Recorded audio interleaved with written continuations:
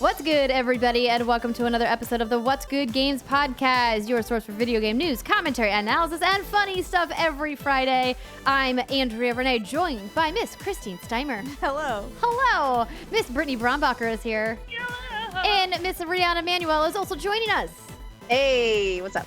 Welcome back to the show, ladies. This is going to be an interesting week. Now, normally I say this is your source for news, but not this week because, as we've been teasing, this week is all about our Last of Us Part 2 Spoilercast. And before we get into the nitty-gritty details of TLU 2, we do have a couple of quick announcements. First off, thank you to everybody who joined us live this week when we were hosting with our friends over at GameSpot. And special thank you and shout out to Chastity and, of course, to Callie Plaguey for joining us on the show. We had a really interesting discussion about Game of the Year so far for 2020, and we will be uploading that as the episode for next Friday. If you missed Brittany's fantastic message and our notes on the podcast last week, we're taking a summer break. Yay! Everything's shut down and you can't do anything. Woo. Yeah, exactly. And so the holiday is happening here in the United States, Independence Day, and we thought, you know what? This seems like a good time for us all to recharge your batteries and take a little time away from the show. But that doesn't mean you're going to be missing out on What's Good Games content. Of course, we've got the Spoilercast up, which you're listening to currently. And then next week, we have the Game of the Year so far discussion. We have an extra piece of content happening kind of in between those things. And then we will be back live on Sunday, July 12th for a live watch along for Ubisoft Forward, and then we'll resume with What's Good Games Live on Monday, July 13th. Yeah. Packed. Lots of stuff happening. But what this means is that we won't be as responsive to any messages that you guys send us on social platforms, on Patreon, on Discord. So thank you for your patience. If anything comes up and you send us a message and you're like, yo, Brittany's normally on top of responding to my stuff, or Andrea usually responds to my emails and we don't, it's because we're taking a break. Yeah. Yeah. Hey, but It's good to take a break. Yeah. Yeah, it is. That's it for the announcements, really. I do want to say thank you to this month's Patreon producers, Chewy, Godson, Alex Rigopulos, Faris Attieh, Mohammed Mohammed, Marcus Brown, Punkdefied, and Malay Bittner. And Brittany, we've got two new people that have joined our Patreon community at patreon.com/whatsgoodgames, Ricky Torres and Kevin Alvarez. Thank you so much to them. And I know that we've already messaged us on Patreon, but I just want to drive it home. You guys probably have noticed that now, since July 1st has come and gone, Patreon is now charging you taxes because the government is the worst. And they're charging taxes on specific tiers. If you have questions about this, if you have concerns about this, we, of course, would love to hear from you. We'll do our best to answer them. We do have some posts up that are explaining it that are directly from Patreon that go into detail about what these taxes and these laws are. But if you're still confused, we'll do our best to help you walk you through that. Now, Brittany, we do have some new podcast reviewers. we do. We have some nice 5-star reviews from Saint Bale, JJess84, Rob.Hazes, and Starfang7. The ladies, this is an exciting week, for we have received another 1-star review. 1-star review!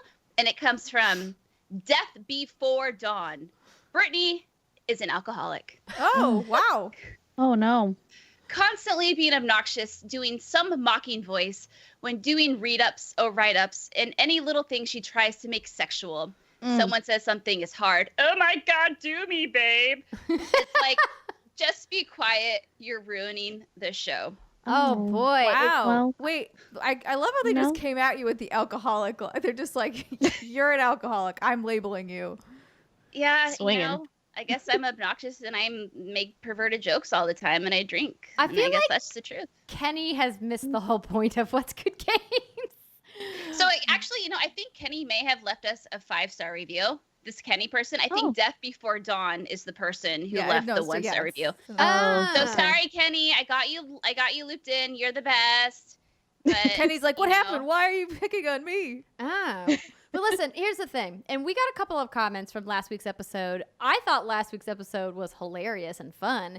Obviously, went off the rails quite a few times, and sometimes that happens. But, you know, Labia talk. we talked about labia. I mispronounced some Pokemon names. A whole bunch of stuff happened. But it was a stressful week, and it's been a couple of stressful weeks. And sometimes, we blow off steam on the show, and it's not the most smooth running, and we get off on tangents, and that's just part of us being human beings. We're humans. We're real people. Yeah. Go figure. Yeah. Imagine. I will say I'm that a majority cyborg. of comments were in agreement. They thought the show was hilarious. So we did get a few naysayers. So, ladies and gentlemen, if you could please, because I am so hurt and so deeply offended by Death Before Dawn's comment, if you could go to your favorite podcast provider and leave a 5-star review, I would be forever grateful. Thank you. It's like We're here if you for you, like Brett. clap your hands when like the fairy doesn't die or whatever the hell it is. You lost me. I don't. It's like a So it's a Hook Peter reference. Pan I get thing. it. Yeah, Yeah. from Hook. Yeah, see, Reed got it. yeah. Yeah. I'm sorry, I'm not Reed. But yeah. Well, have you not seen Hook? You know she doesn't watch movies. No, I think I have seen Hook, but I wouldn't remember anything about it. It comes in and out. Julia Roberts maybe plays that's a watch Tinkerbell. along. Nope. Okay. She's not- yeah, well, that's not seems gonna- like a watch along waiting to happen. Yeah. I'll add Add it it to the to watch the along list. list. Yeah. It's on the list. I did Speaking of introduce being alcoholic. John to Josie and the Pussycats yesterday, and I was like, this movie is so good. Wait, you hadn't seen it before? No, John. I introduced John to it. Girl, Okay. I can sing that entire soundtrack frontwards to backwards. I No, I live think for I've seen it. Josie and the Pussycats. So good. Brittany, this is right up your alley. This is a perfect Brittany movie.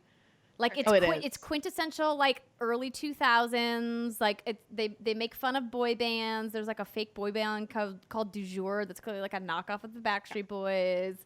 Okay. And there's like a girl like punk group that's clearly trying to be Green Day, but the music's really good and it has all of these like 90s or late 90s and early 2000s tropes in it, and it's funny. It's great. It's got Rosario Reasonable. Dawson and Yeah. Rachel Lee Cook, and it's amazing. Yeah. Say no more. Add it to the list. Yeah, I think you'll like it. All right, but I think it's time for us to move the conversation along from fun times to serious times. No, just kidding. This is going to be a fun conversation. I'm looking forward to it. And this week's episode of What's Good Games is brought to you by Honey. I have talked about Honey quite a few times on this show, and I love Honey because I love shopping online. All of us are shopping more online these days because of the pandemic, and what's great about Honey is that it makes online shopping even better.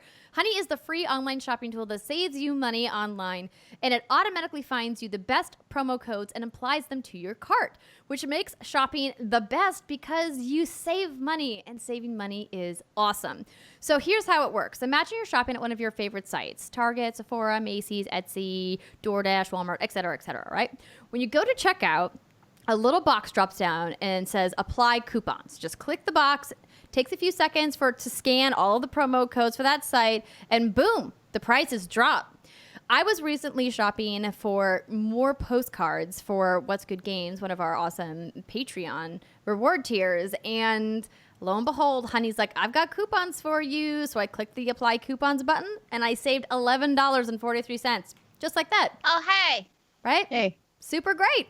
Now I have more money to buy Chipotle Steimer with. Yeah. Wait, hold on. Now I have more money to buy Steimer Chipotle with. Yes. There you go. Yeah. See, I mean, listen, when Steimer says she wants queso, she wants queso. Facts. So, It costs extra. yeah, it does. But now I have $11.43 that I can buy more queso with. Boom. Honey has found its over 17 million members, over $2 billion in savings, and Honey supports over 30,000 stores online, and they're adding more every day. Users love Honey, and that's why it has over 100,000 five-star reviews on the Google Chrome store. It's an easy extension to install, and it's going to save you money every time you shop online. Not using Honey is literally passing up free money. It's free to use and installs in just seconds, like I said. Plus, it's now part of the PayPal family. Get Honey for free at joinhoney.com/what'sgood. That's joinhoney.com/what'sgood. Get Honey for free at joinhoney.com/what'sgood. And just as a quick reminder, if you just Google Honey and you don't go to the What's Good Games link, then that doesn't help support everything we do here at What's Good Games. So just as a reminder, we really appreciate it every time you guys use our links that are in the show notes, or, you know, you're on your phone and you type it in, joinhoney.com/what'sgood. Yeah. Yeah. Use the link. Just use it. Also bringing What's Good Games to you this week is Miro.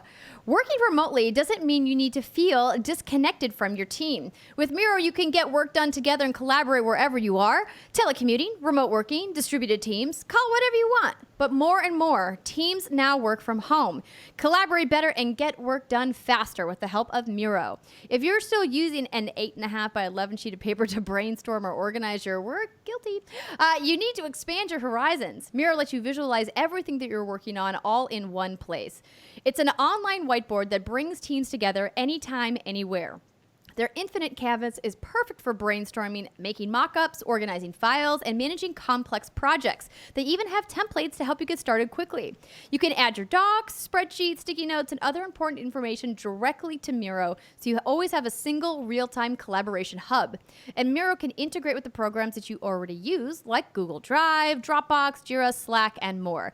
And you can even video chat with coworkers without ever leaving Miro. Saving one extra app from being open on your computer or your phone is always a nice thing. Over 5 million users worldwide trust Miro to help their teams work more efficiently. It's everything you need to start working better.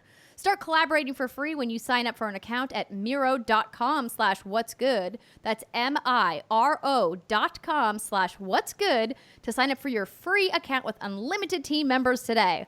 Miro.com/what'sgood. Ladies, the time has come. Oh, here we go. So, Rihanna, I want to give Yeah. another call out to the Inside Gaming episode you did with the Last of Us Part 2 spoiler cast. People can find that, of course, Yeah. on Inside Gaming. And I intentionally didn't watch it. Not to not No, support that's you, good. but because I didn't want to pull parts of that conversation into our conversation. I wanted to come in fresh.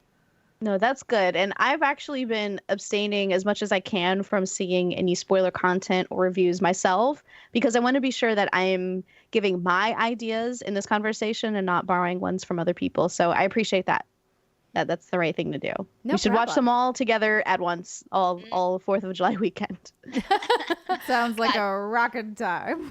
Like, Yes, exactly. happy uplifting. I actually am Perfect. very glad that I've had a little bit of time before we did this to process my thoughts. Obviously, I was in a very angry, emotional place when I spoke about the game a couple weeks ago. And while I still have emotions about a lot of what I played, I've had a lot of time to really analyze where those emotions come from and why I felt those things, what was making me so angry. The thing that we always talk about that you should do with your feelings on this show. Take a beat. Think Yeah. about it. But Analyze. Brittany, you just finished the game, so you're fresh, you're raw. Ooh. Oh, Yeah. I am so fresh and so raw. Yeah, I finished it Sunday night, very late. I played it essentially all day Saturday and Sunday, marathon that thing. And yeah, I'm going through the grieving process right now of not only, okay, obviously Spoilercast is spoilers, but not only the process of Joel, but everything that happened and trying to process how I feel about everything. It's still so new. Yeah. And my brain keeps circling. I'm like, oh God, what do I make of it? Yeah. And if Yeah. it wasn't abundantly clear by the title, we are leaving nothing off the table here. Everything is on the table to talk about in the game. So if you have not finished the game, I highly recommend you come back to this video or podcast after you have finished the game because we will be talking about all kinds of incredibly spoilery things. You have been warned. And I guess for posterity, even though we've already done it 5 times, I will once again let everybody know that copies of The Last of Us Part 2 were provided by Sony Interactive Entertainment for us to review and to analyze the game. Disclaimer out of the way. FTC, I see you over there. FCC, it's one of Gonna those get trade me. commissions, federal things. I don't know. Okay, The government. the government. Okay, continuing on. So, Ree, you very kindly gave us a little bit of a framework for where we should kind of maybe get started. Do you want to maybe kick things off, or where you think we Yeah. should kind of start our conversation? Yeah, I think maybe just for everyone listening, a bit of a reference point, where are each of us in our experience with Naughty Dog games and with maybe The Last of Us Part 1? Have each of us played it? Do we like Naughty Dog games? Are we not usually a fan? Where does everyone stand? And I guess I'll go first. I am fresh to Naughty Dog games with The Last of Us Part 2. I have not had a PlayStation usually as my primary console before. So The Last of Us Part 2 is my first time playing through an entire Naughty Dog game. I played a bit of the Uncharted collection since it came to PlayStation Plus a few months ago, but this is my first front-to-back Naughty Dog game playthrough, and I did not play through The Last of Us Part 1, but I did watch a playthrough. So I am probably the freshest on all of this content and these gameplay mechanics, but where is everybody else at? That's awesome. I'm excited to hear your perspective on a lot of stuff. Yeah, I've played the Uncharted games. I played The Last of Us Part 1, I guess, the original Last of Us back in the day. I only played through it once, though. To prepare for Last of Us Part 2, I just briefly read the Wikipedia plot summary. I was like, okay, that's right. It'll all come back to me. Yeah, I've played all of the Uncharted. The only Uncharted I didn't finish was 3, I think, because the PlayStation died that I was playing on. What? It just bricked, and I hadn't done the cloud save because I hadn't anticipated my console dying.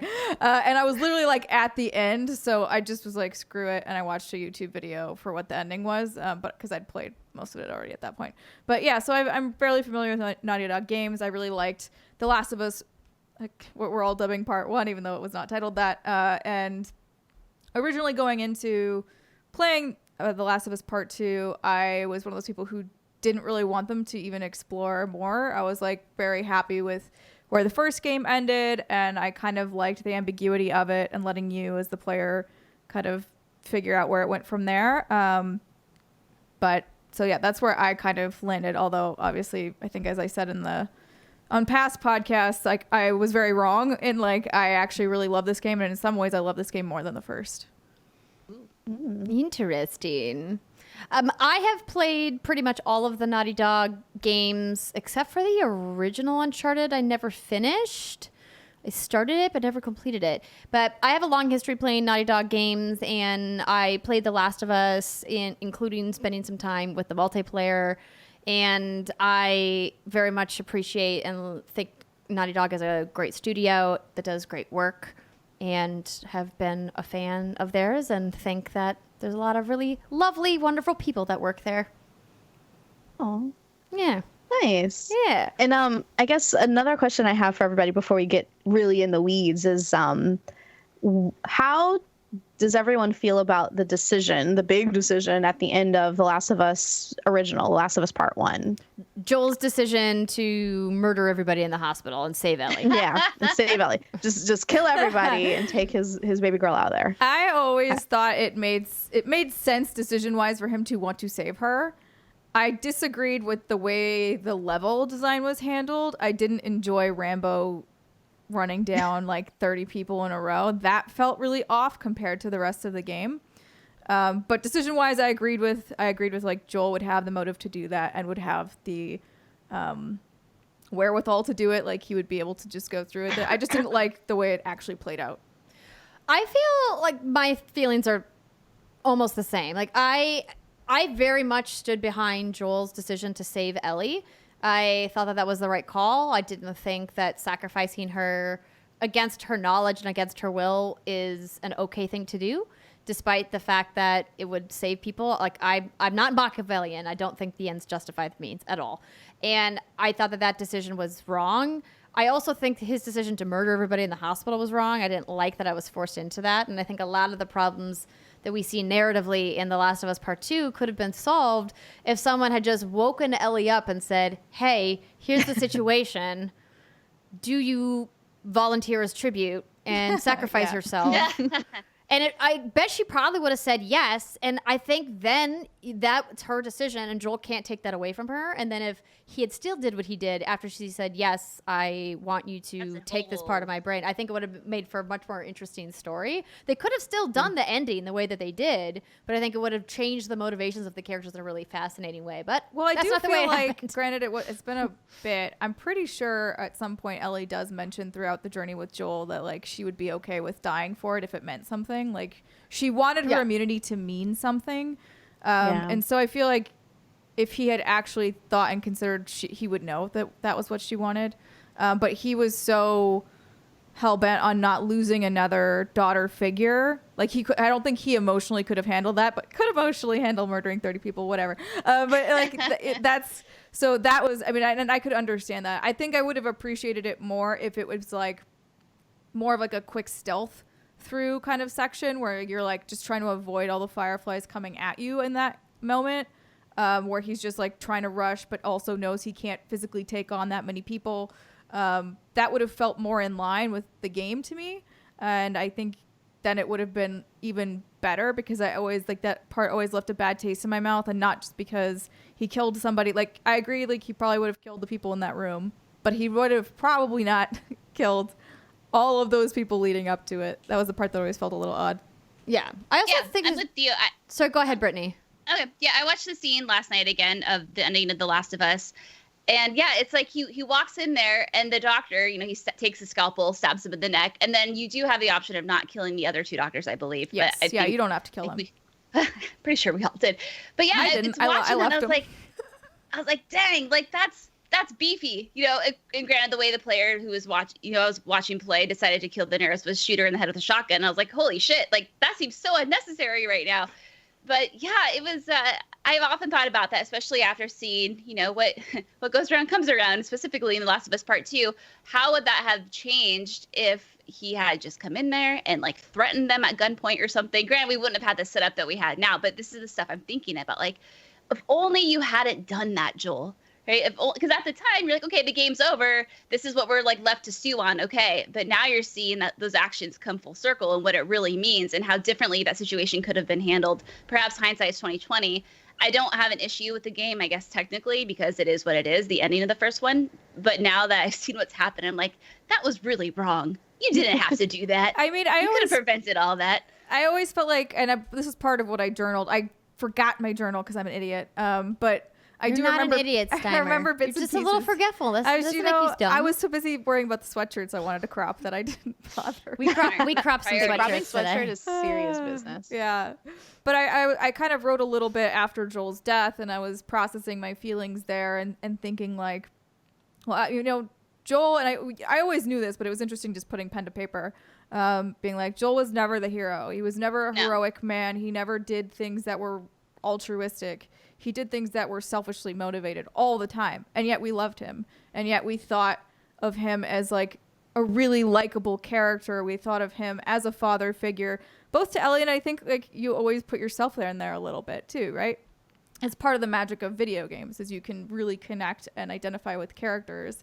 And so the fact that I'm speaking very generally, but we as the gaming public, whatever, we're able to accept Joel for all that he had done and all of his wrongs and all of his flaws, I thought was just very interesting, because a lot of people now that you see who are very angry about what happened to Joel in this game, I'm like, he reaped what he sowed, right? Like he planted this, he did this, and he knew it. Like he knew that at some point this would come back, either this or one of the other many things that he had done to survive in this world would come back to haunt him. He knew that.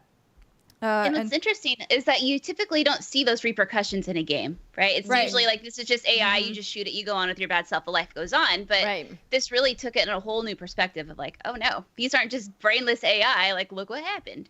Yes. Oh. Yeah. Ree, how did you feel about it?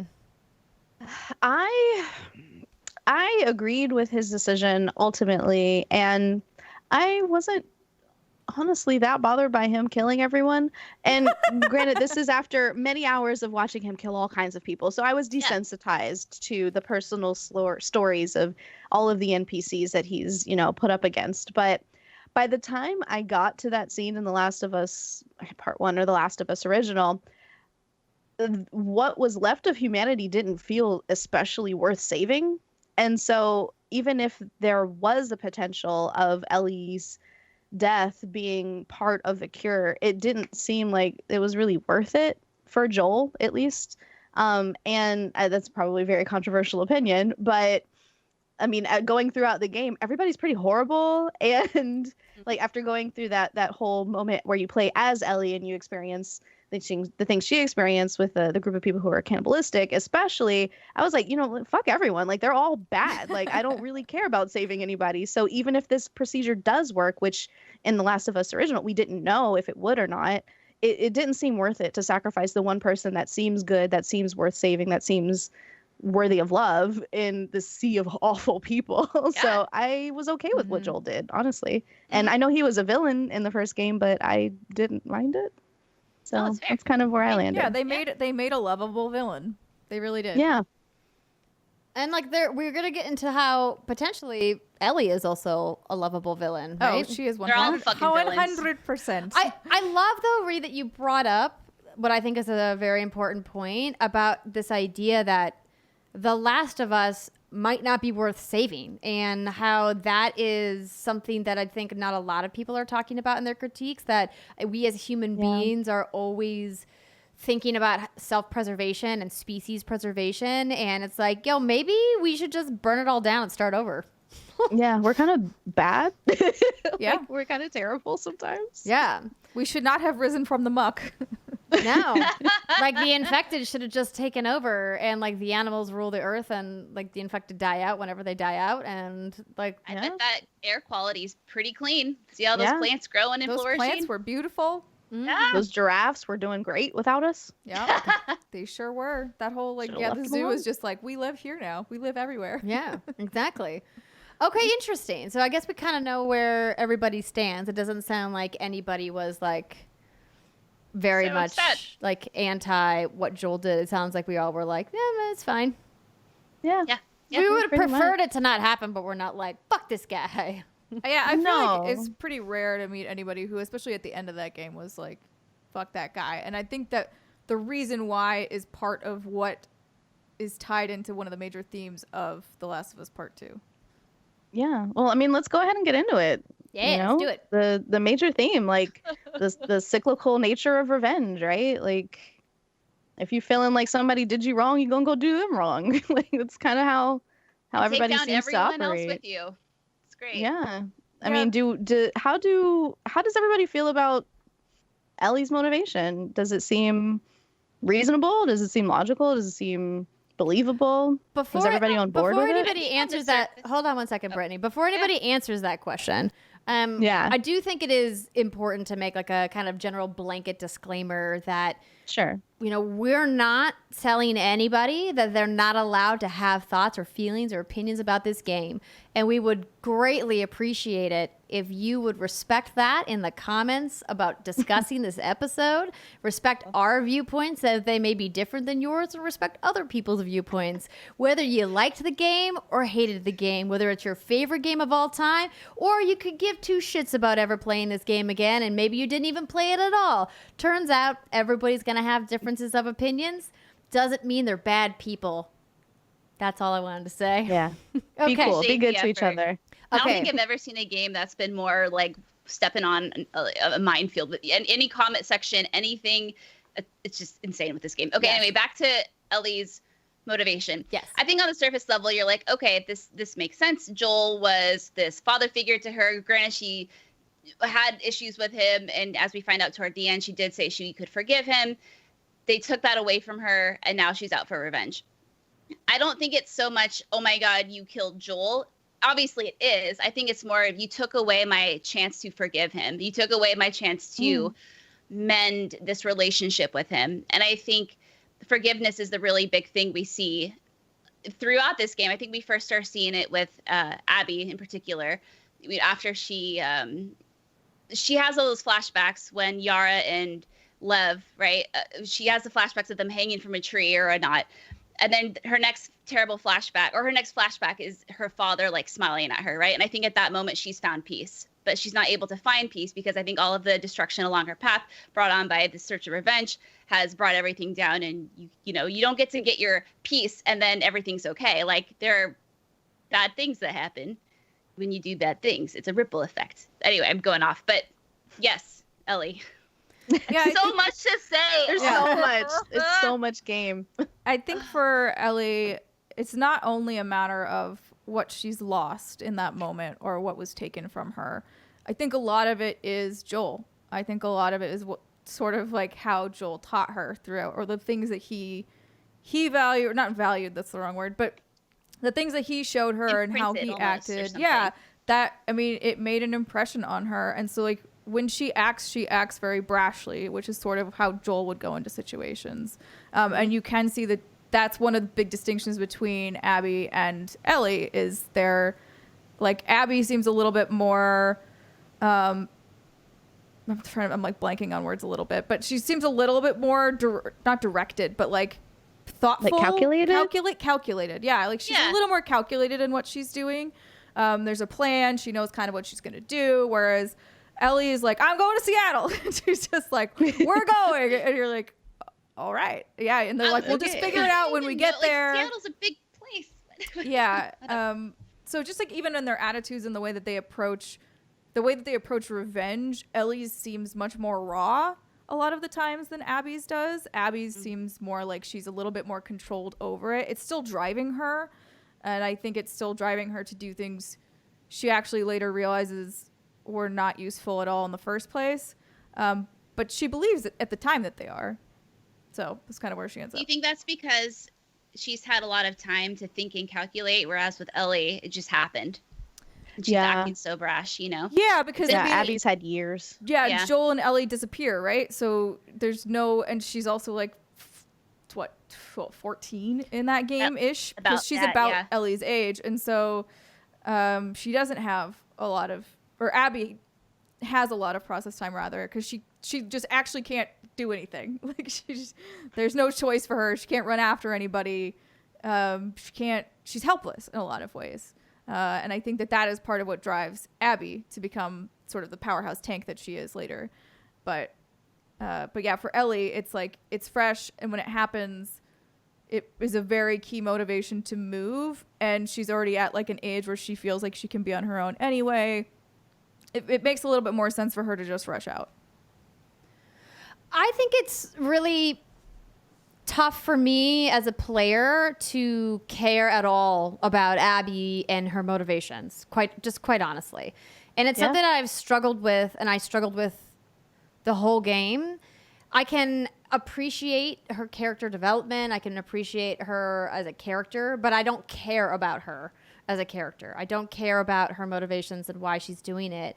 And no amount of flashbacks, particularly in the order that they were presented, is going to make me care, especially when Naughty Dog very much chose to have the scene where she beats Joel to death with a golf club at the very top of the game, right? Like, that was shocking for literally all of us, right? I don't think any of us saw that coming. I think that there were maybe some suggestions that Joel would die. Obviously, if you guys saw the spoilers, that was part of the spoilers, right? But I don't think any of us expected to feel that it was going to be that gruesome, that visceral, and that emotional in that moment. And also like to happen so early in the game. And that obviously impacted and colored the way that I saw Abby. And I could not get over that, because no matter what her motivations are, she showed that she deep down is a cruel person willing to go to great lengths to hurt somebody else just because they hurt her. And I get that nature of chase revenge is obviously very much a part of this world of The Last of Us. But like the way that she did it, and even some of the characters, the NPCs of the wolves were like, yo, this has gone on. Like, this is unnecessary. Like, yo, he's been punished, right? And it was really hard for me to kind of grapple with that. And I'm like, I just could not let go of that. I was supposed to care about her and her story, and then I'm supposed to just wipe that all clean because she cares about Yara and Lev. I was like, kind of go fuck yourself. But we'll get into that a little bit later. When it comes to like Ellie's motivations, it's so hard because like, think about when you were 14 and what you cared about when you were 14 and how empathetic you were as a person when you were 14. You weren't.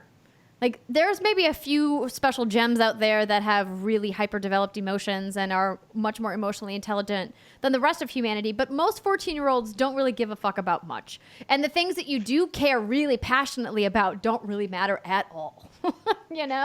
It's like the relationships and things like that. Is 19 at the beginning of TLU too. Right. No, I'm talking about. No, I know. I'm just throwing that out there. Right. Yeah. No, I'm specifically talking about what happened to her, you know, in The Last of Us, right? The end of the first game. The end of the first game, right? Like, because there's a flashback, right, Brittany, where Joel tells her what happens, where she's probably like 16 maybe. I don't think they give like an exact time frame for when that flashback was to when she and Joel, but based off like Yeah. the amount of time that they were estranged. Also, like the time jumping around with the flashbacks made it really difficult to kind of know when those things were happening. But there's that flashback where they had that conversation where she just gets like beside herself that this happened to her. And I just thought a lot of that felt unearned because I just don't think a young adult Ellie would really have put that much thought and emotion into it. And that's why I think all of these character motivations were really hard for me to justify for the entire game going forward. That's why I brought it up. And also, okay, one last point. And the reason I bring up the age is because Abby also was young, right? So the idea is that Abby is maybe a little bit older than Ellie. Maybe like what? It's like not much. Yeah. Couple of years, hypothetically. I think it's less than that. I think it's like a year. And so it's like, I also don't think Abby would necessarily have had the same amount of like vitriol. Because like, turns out it didn't seem like the other wolves like were so vengeful and hateful. And they clearly all lost people too, right? And not all of them were fireflies, right? We actually don't know the percentage or who was a firefly and who wasn't, or if all of them were, or we know at least the 3 of them that were. Yeah. We're talking about Owen, Owen, and Abby were at least all fireflies. I thought that they all were, though. I'm pretty sure they said that they were all. Are we saying that whole faction of wolves was fireflies? Salt Lake City. That was all people that had moved over from the Salt Lake City. Firefly. I guess I just station. And I know that, you know, for the sake of time, they have to pick a story and they can't like follow everybody's revenge story. But it's like those people all probably lost somebody. Abby wasn't the only one, right? But she gets to be the one that goes after this guy and to take him down like this. Like I just had a lot of problems with the emotional validations for things overall. But I know that a lot of people don't agree with me on that, but I just like, it was really tough for me to overcome.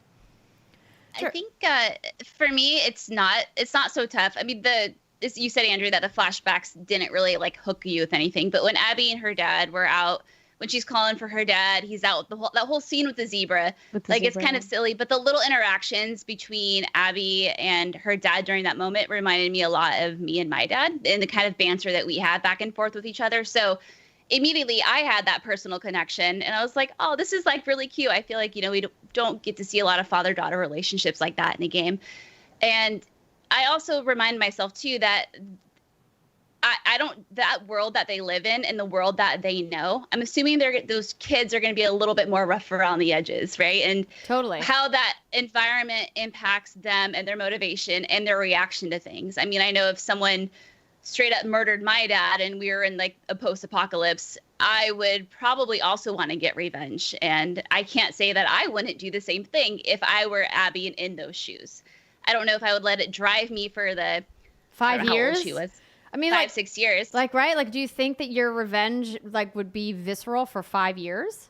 I mean, I don't know. Because, again, like, right now, I'm pretty comfortable. Like, the way I looked at it, too, is that's a different world. Like, I have tools and I have ways to grieve and process the way I need to process. I don't live in a lawless environment like everyone else does. Yeah, no, I get it. Yeah, so I think in that sense, it wasn't surprising that she would seek to have that revenge. Because I feel like everybody in this fucking game, they just won't let it go. Well, they just want to kill everyone that's wronged them. I think that's why I'm so confused about it, because as you mentioned, they are rough around the edges.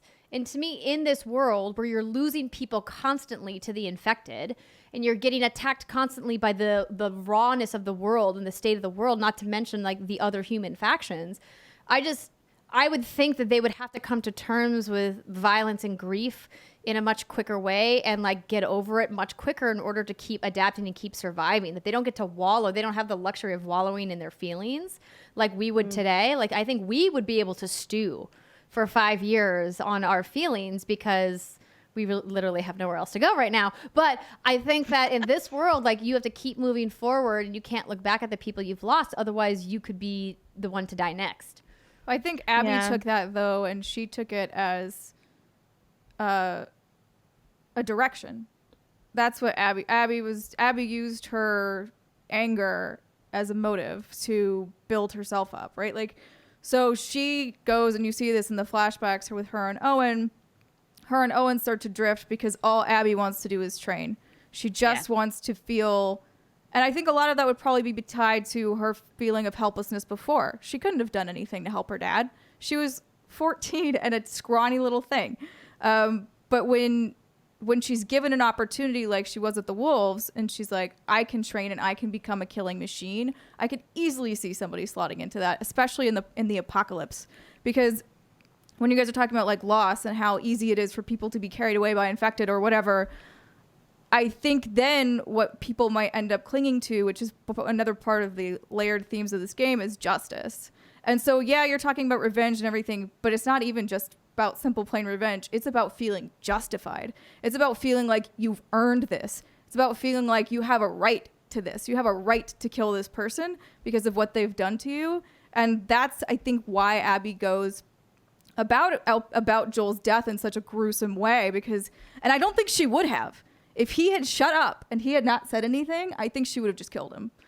But when he makes that quip at her, it definitely, like, you can kind of see, like, it tense her a little bit. Oh, and yeah. for her, says, like, just say what you've been say what you've been practicing. Yeah, say what you've been. He's like trying to basically mock her and cut her down when she's. I thought that was kind of badass. Yeah, I mean, yeah, it it is until you get beat to death with a golf club, and then it's, you know, not as cool anymore. But yeah, so like for me, I thought that was really her snapping in a way, and her just being like, how dare you? Like, first of all, you already did your damage before, and now you're gonna sit here and like make fun of me. Fuck you. Tie his leg up. We're gonna draw this out longer, because I don't think I think she would have just like shot him and been done with it. You know, yeah. And I kind of bring up, just one quick thing. And I think it also has a lot to do with the fact that in this society, you know, we get our justice in the terms of prison sentences or whatnot, and whatever it is. But in that world, you don't get that closure in any way, shape, or form. So perhaps that's how people do it there. Is they're like, hey, you're just going to keep living your best life? Oh, no. I mean, granted, you would hope that they could overcome that. But again, like, I don't know what it's like to live with clickers and fungus everywhere. I also, sorry, yeah, okay, go ahead. Oh, yeah, sorry. It's a different world, but what I really could not get past is why on earth would a paramilitary force and a leader who is so organized and has so many resources and has clearly invested a lot in bringing in people from all over the country and training them to be a part of this really specific organization, the WLF, allow an entire faction to go off on a mission to go chase down somebody who is not doing anything to threaten them? Like, I don't get why you would expend that many resources, like, what is it, six people, and whatever resources, food packs, ammo, all of that stuff, to go hunt down Joel, who is no longer a threat, and you don't even know if he's still alive because they're mad at him still. I don't like know. That just didn't make sense to me narratively at all, and it was really hard for me to get past the idea that Isaac would allow that to happen, because it just seemed like such a waste of so much investment. And you have very limited amount of people, very limited amount of resources. Like, it didn't jive with me, and it was really hard to get past that. I'm so with you there, especially once we get to know who Isaac is as a character. He's very, very meticulous about what he's planning. It definitely feels like there was not like there was something missing there. Or if he did give her permission, it was clearly because she's one of his favorites and she's like his right hand. And then if that's the case, then it feels like he wouldn't have just written her off and called her AWOL and been like, we got to bring you in and then like murder you and hunt you down right away. It feels like, okay, listen, like either she's your bestie or she's not your bestie. Like, do you like her and you support her, what she does, and you understand she's human and makes mistakes, or are you this ruthless guy that everyone makes you out to be? The only time I think they touch base on that is when Abby goes to visit Joel and all like the Christmas decorations, not Joel, sorry, Owen, and all the Christmas decorations are up in the aquarium. He visits his grave. Everything's great. Yeah. And I think Owen does say something along those lines of Isaac will never approve this. And she's like, oh, he has something about trust or justice. I don't remember what I think it was justice. Justice. Yeah. I think that's what it was. Like, so he's all about justice. Isaac would not care. And it just, from my perspective, Isaac would not care.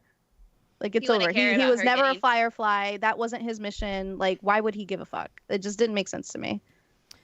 Yeah, I feel like it was like, you know what? Just like, we're going to smudge this over. Don't look too hard at it. We need some kind of justification. I think the Isaac stuff in general could definitely be written that way, right? Like a lot of the things Isaac does are sort of plot movers versus anything else, which I personally didn't mind because he wasn't really a big character. We could have just cut. Honestly, we could have just cut everything about Isaac from the whole game, and I don't think it would have mattered. You might not be incorrect on that. Yeah, I'm like trying to think back. I'm like, yeah.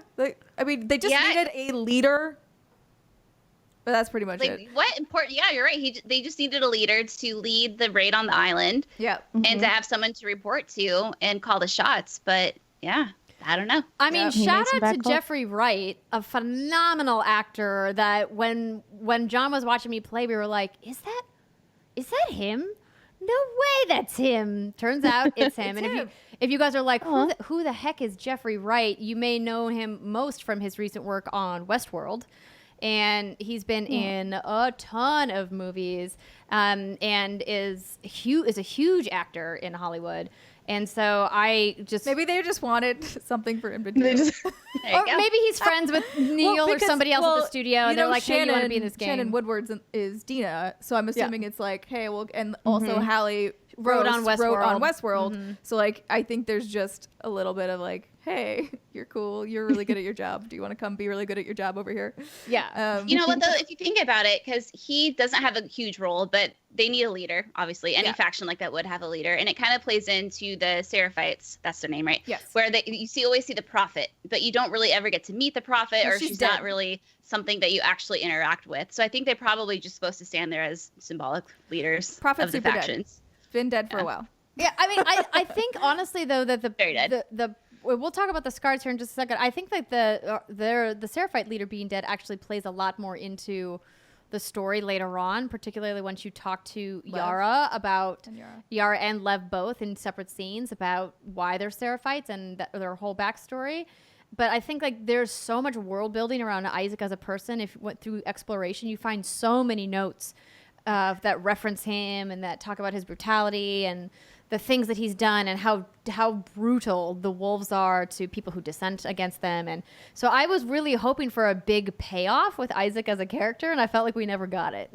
Yeah, I think that's definitely a fair critique. The one thing we kind of got already away from it, but I did want to bring us back a little bit back to Abby and the scene with the golf club, because I think in the lodge with the golf club. So one of the things I thought was really interesting is if you go like watching it and seeing so Abby is basically Ellie a little bit further on this path, right? Mm-hmm. Not even necessarily in age, just in terms of sort of story arc. She's just a little bit ahead. And you see Abby hoping that this is what's going to do it for her. Like, this is what's going to finally give her that closure and finally let her move on. And I feel like part of her struggle and part of why it is so brutal and why she continues to go is she's looking for catharsis and she's not getting it. And she doesn't know why. And that frustrates her more. It's just like a weird building loop of like rage because she doesn't know what else she could possibly do. And so I thought that was just really interesting and obviously like really well played by Laura Bailey.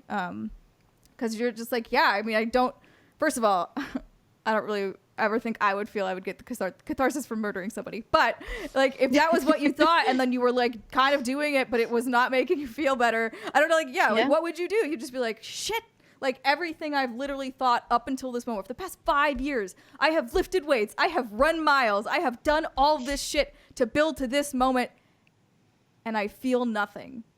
Now I'm even angrier. And now I'm even angrier because because to her, right? Like she's like, I feel like I did everything right. I've done everything that I should be doing up until this point. And where is my like release? Where is my happiness? Yeah. That whole scene was really weird for me because the spoiler that I did get was that someone named Abby kills Joel with a golf club. And so the first time I got to play as Abby and they said her name, Abby, was like, fuck. Yeah. I was like, I know who this girl is. I know exactly what she's going to do if I'm going to believe the rumor or the spoiler that was posted to our YouTube page. So that whole thing, when you first started playing her as her, was really weird for me. And I purposefully had her killed a few times because I was like, hey, this is what you get. It's actually pretty cathartic. But that scene with Joel, like, I think that was one of the most, that in another scene later on was so incredibly disturbing when Ellie's down there and she's like, Joel, open your eyes. And he does. And he's, well, his eye, and he sees her. And I mean, I was like, okay, at least he got to see her. But then when she swings the golf club down and you see the blood and you hear it squirting, I was like, oh my God, did you have to do that? No. Like, I'm not. Oh, not only shit. that, a lot of what I had written about was his final moments, and like, because there's so many things of like, was that a help or a hindrance, the fact that Ellie was there? Like, can you imagine being like, because and they even reiterate this in some of the flashbacks, like everything Joel has done has been to keep Ellie safe. He literally murdered like 30 people in a row to save her from this table where she was going to be scalpeled open. He saves her numerous times. She also saves him once, but you know, but like all his main goal is to keep her safe and to keep her like away from danger, and then to see her there in his final moments and know there is nothing to be done. He can't do anything. He can't save her. And he must know, or he would probably think and assume that they would kill her next, because I mean, why would you usually let them go? And so then I feel like actually it must have hurt so much more, because now he feels like a failure. On top of everything else, he probably felt like he failed Ellie. And like, that's the part that was really hard for me to grip with, was like, not like, in some ways it could have been like, oh, my, like somebody that I love is here. At least I'm not dying alone in a room of strangers who clearly hate me. But I don't know that it was. Or maybe it was both. I don't know. You're right. Like, did Joel know that they were just there for him? I mean, he did know that Tommy got whacked upside the head, but he obviously wasn't like shot or killed. But who knows? And it's that thing of when you see their flashback conversation of the night before, when she says, I want to try to forgive you. The fact that she showed up and went after him, it wants me to have the warm and fuzzies. The fact that he saw her right before he got his head smashed in wants to give me the warm and fuzzies. But you're right, Simon. I think when you break it down like that, it's like, well, that was probably actually more bitter than sweet. Yeah. I mean, the whole thing was rough chuckles. I do want to keep the conversation moving, because we have been talking for quite a bit, and we are still very early in the game. So we could break it down day by day. We could break it down by Ellie's story and Abby's story if you wanted to. The bigger beats along each story path. Yeah. So I think what we can kind of do is kind of look at the big beats for each day, because the story follows 3 days? 3 days in Seattle 3 days for each. Yeah. So if we talk about like, if we think kind of where Ellie's mission begins, right? Like, so she's out on her own. She's chasing Tommy down. Like, they tried to have this moment where he tried to talk her out of it. And like, at first I was like, there's no way Tommy is not going after these people after they just murdered his brother. And so I get the bait and switch, but now Ellie's out on her own, and thankfully Dina's like, whoa, I'm coming with you. And I really loved the moments between Ellie and Dina. I think it was one of the better relationships in the game.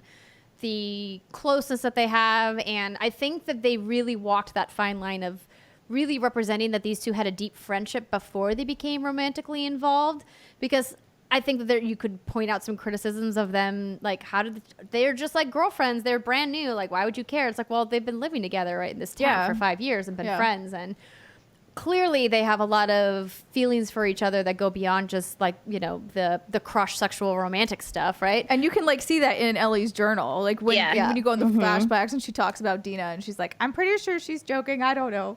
I think she's mad at me because I'm with Kat. Little things like that. And I thought that relationship was really fleshed out in a nice way, and I just overall, like, we rarely get to see relationships done that well ever, let alone lesbian relationships done that well.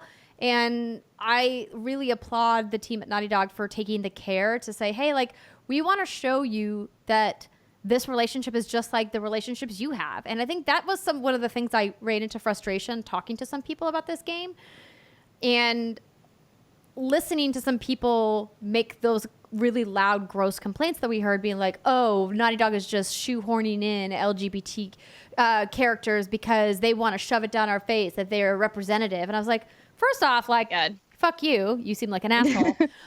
Second, I'm like, I actually think that if that was their motivation, good. We need Yeah. developers to go out of their way to show this kind of representation and to remind us, their relationship is just as normal as the relationship you have with your boyfriend or your girlfriend or whoever your partner is.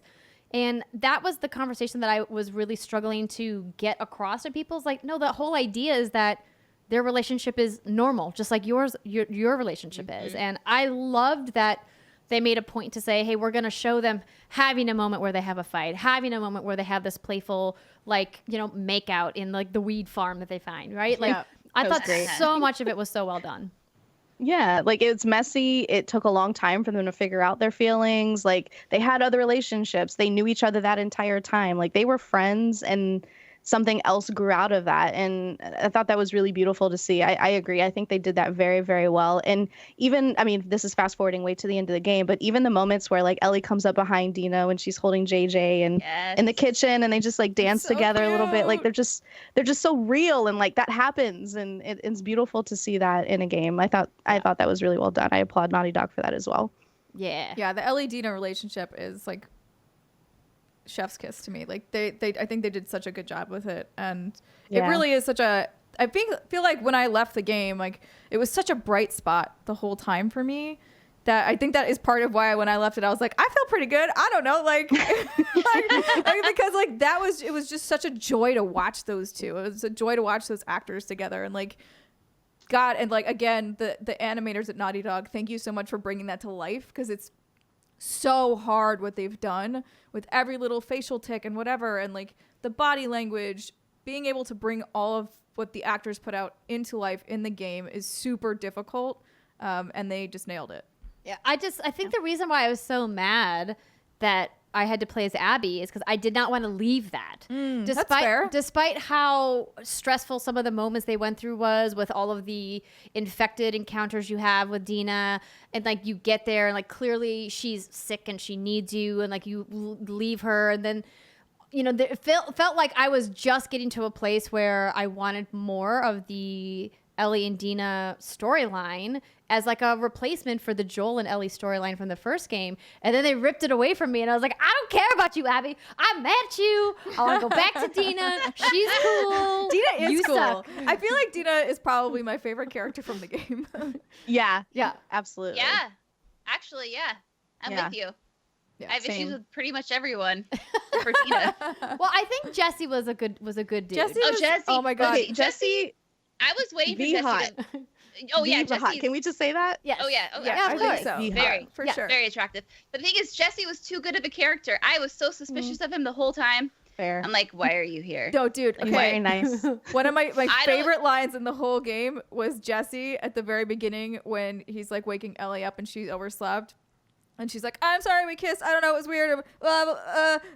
And then he's like, no, whatever. We're fine. Don't worry about it. And then he's like, it's kind of fucked up you did that, though. And I was like, I know, that was so good. lost it. I laughed so hard because I was just like, oh, my God. And again, chef's kiss to that actor. Nailed the delivery of that line. It was so good. Oh, So yeah. good. They did so many good... Yeah, the acting was phenomenal. But I really liked Jesse. And man, oh, man, did not see that death coming. That happened. He deserves so much better. Dude, He I went actually so screamed. quickly. Like blink and you miss it. Like Yeah. it was just like, what? Yeah. No, it's crazy because, like I said, he was so pure-hearted and so good that I had a hard time trusting him. I feel like every person in every video game has an ulterior motive, and maybe he had one and we'll never know. But I'm going to give Yeah, him that's the fair. benefit of the doubt. He was a good character through and through. You know what I thought was That's kind why of funny, he had though, to die. is He's too good. yeah, seriously, Don't be He was that not good, so everybody. It's trouble. don't be good. You just get a bullet in the head. I don't Just know be what. Anyway, mostly so good. when you're as Ellie and you're playing, I don't know where you are, Seattle somewhere or whatnot, and he grabs you from behind and he has Yeah. his hand over your mouth, right? And she's like, "What the hell are you doing here?" I thought that was funny because that was the scene where Joel was animated. Do you remember that? Oh yeah, no, Wait. they tricked us. They tricked us. There was I was like, multiple okay, I know tricks, this can't be Joel. At first I thought it was going to be Tommy. I And thought then it was it Tommy was- too. And then it was Jesse. And then part of me was like, okay, well, I'm glad you're here, dude. But also, like, Yeah. it was great. Don't get me wrong. I'm happy he made another appearance, but it also seemed like, how the hell did you get here by yourself? And how are you here right now? He was when- probably just came like shortly behind them. Just following them the whole time. I don't Yeah. know. It just seemed a little too coincidental. But again, it's a video game. And it's some Yeah. things you just have a hard time believing than others. And that was just one of those things. But Yeah, glad he was there. And then he died. I'm with you too. I think that's also why, just like it was another reason why I feel like I had so many anger issues in the middle of playing this game. Obviously, I'm not angry about it anymore. Like I said, I disagree with some of the choices they made, but I'm not mad about it. I think like the idea of Jesse was a good one. I think that I would have believed it more if the characters would have languished in lamenting what happened to him, even at all. It feels like he didn't really get his moment. Just like I don't think a lot of characters in this game got their moment when they got unceremoniously murked. Like, I think that there was just like no recognition of what happened, you know? We'll get to it once we get to like day 3, because that's really when shit starts to break bad.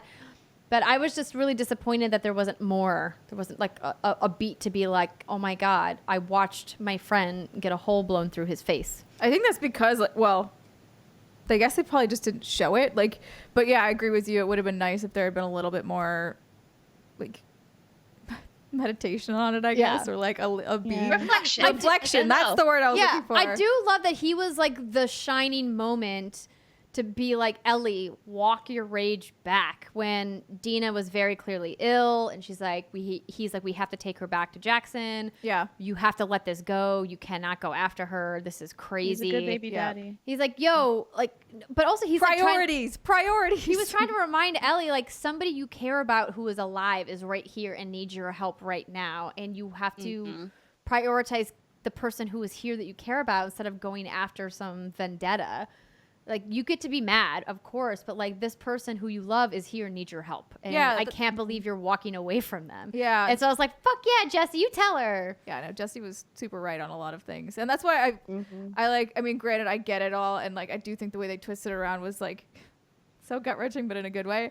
When you're like, you see Ellie like finally starting to be like, I guess it has to be. Like, she's not really letting it go, but she's willing to let it go in that moment. And then, you just walk through those fucking and then doors. And then Abby's like, what's up, bitch? Great. And now you're like, here? Oh, my God. Yeah. Ugh. Anyways, we've sort of skipped around again because We this game did. is easy Hard not to... to. We did. The game is easy to do that with, I would say. I mean, well, the game itself skips around quite a bit. Also true. How did you guys feel about the way that they broke down where you play as Ellie and where you play as Abby? Like, you play essentially like, you know, a big chunk, like maybe like 40% of the game, 30%, 40% as Ellie, and then you play an even bigger chunk as Abby, and it's not split up. It's all like 1 and 1. How did you feel about that?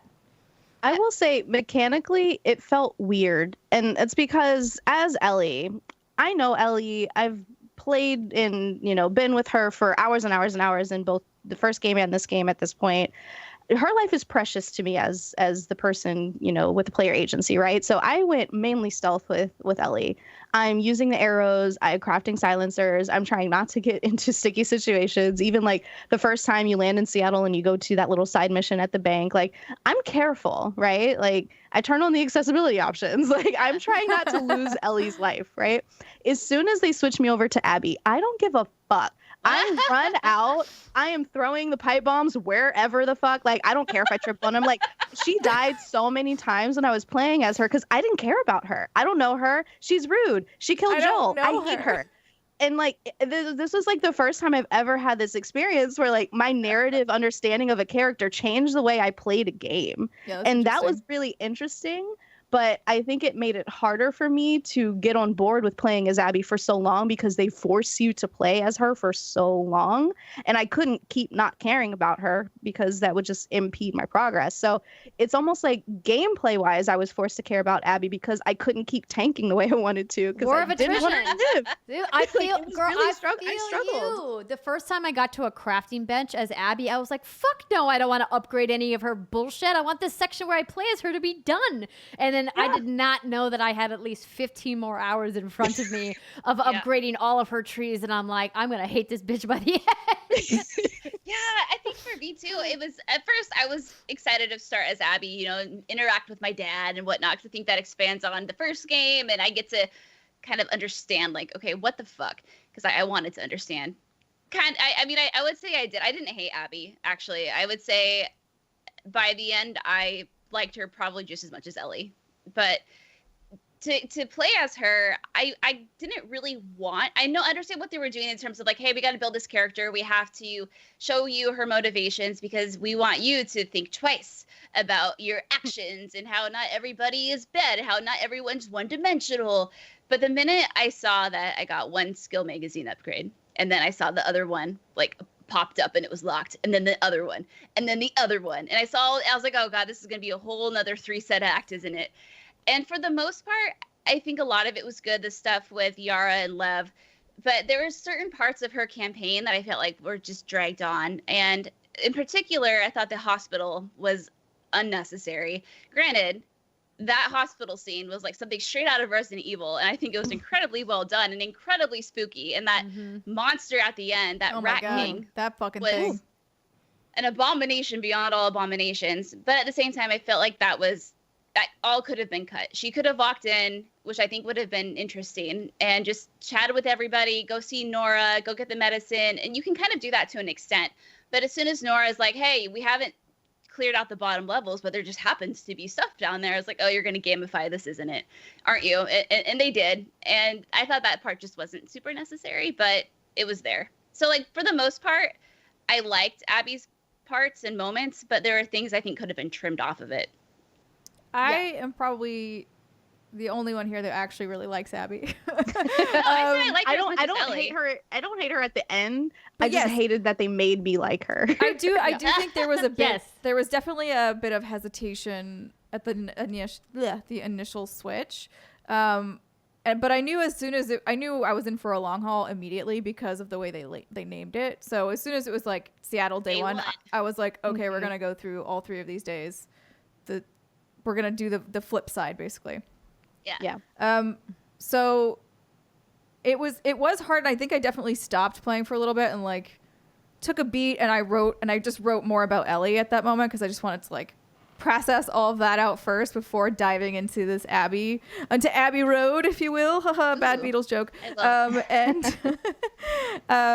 then I think I was able to, once I had kind of written that down and like gotten that out, I was able to dive into Abby's story a little bit more. And yeah, I mean, it definitely took me a little bit to warm up to her, but I really did over time. And I liked a lot of her flashbacks. I liked a lot of her motivations. I liked her fear of heights because I also have a fear of heights. So good. And oh my god, I thought the sky bridges were brilliant. That whole scene was amazing. It was so good, and I was like, "Oh my, I'm gonna throw up!" Like, just like very effective.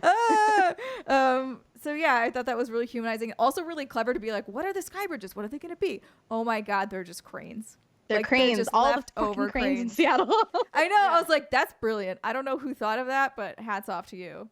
Yeah, I am with you that by the end, I started to see her perspective and started to like her. And I think that the reason I stayed so angry about it was because I didn't want to learn about the wolves. I don't care about how they're human and they have relationships too, because I think a lot of that had to do with Ellie picking up all of these letters through her sections of the game in the very beginning, really talking about the evil things that the wolves were doing, the way that the wolves treated people who dissented against them, how ruthless Isaac as a ruler was, and that people would like volunteer to be part of this faction, or, you know, as we saw, some people being forced into it because it's like, well, or die. Yeah, it's either we die or we're with them, or we take our chances in the woods with the infected, Seraphites, right? Or the Seraphites, right? Yeah. And Seraphites obviously seemed like a little bit worse. Or a lot worse.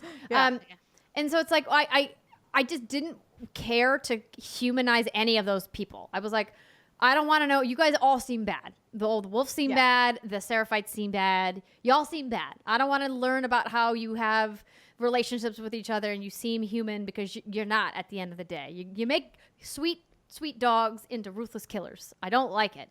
And I wanted more of the relationships that we got a tiny glimpse of in Jackson. I was like, I want more of those people, because those people at least seem like they have problems like all humans do, but they don't seem like they have like a ruthless, terrible agenda. You know, it seems like they're living semi-normally, and it seems to be going okay, short of, you know, a couple dust-ups here and there and a couple, you know, really terrible crotchety old men running bars. But like, I think that's what kept sticking with me and what really prevented me from grappling onto Abby as like a character that I'm supposed to care about with relationships that I'm supposed to care about. Because I was like, but she's with all these really terrible people.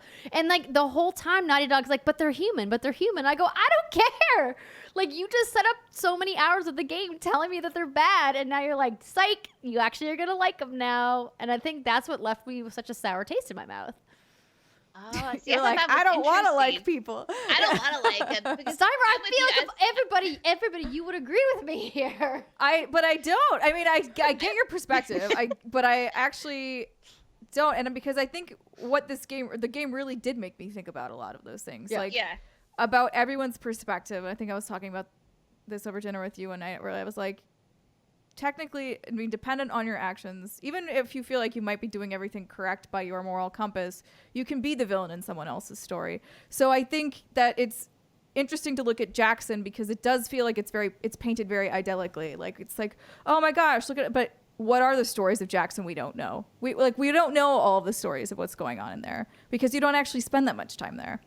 So while you can probably surmise that they aren't the worst people you've run across because Joel and Tommy are willing to help Abby immediately, you can surmise some of that, right? Like they aren't at least insta-killing people, but like you don't actually know the full story of Jackson. It just seems very nice. But I feel like if you were a wolf, you would probably be like, what we're doing seems fine. Like there's like a torture camp inside the wolves thing, okay? Like I maintain. I cut that dude's dick off.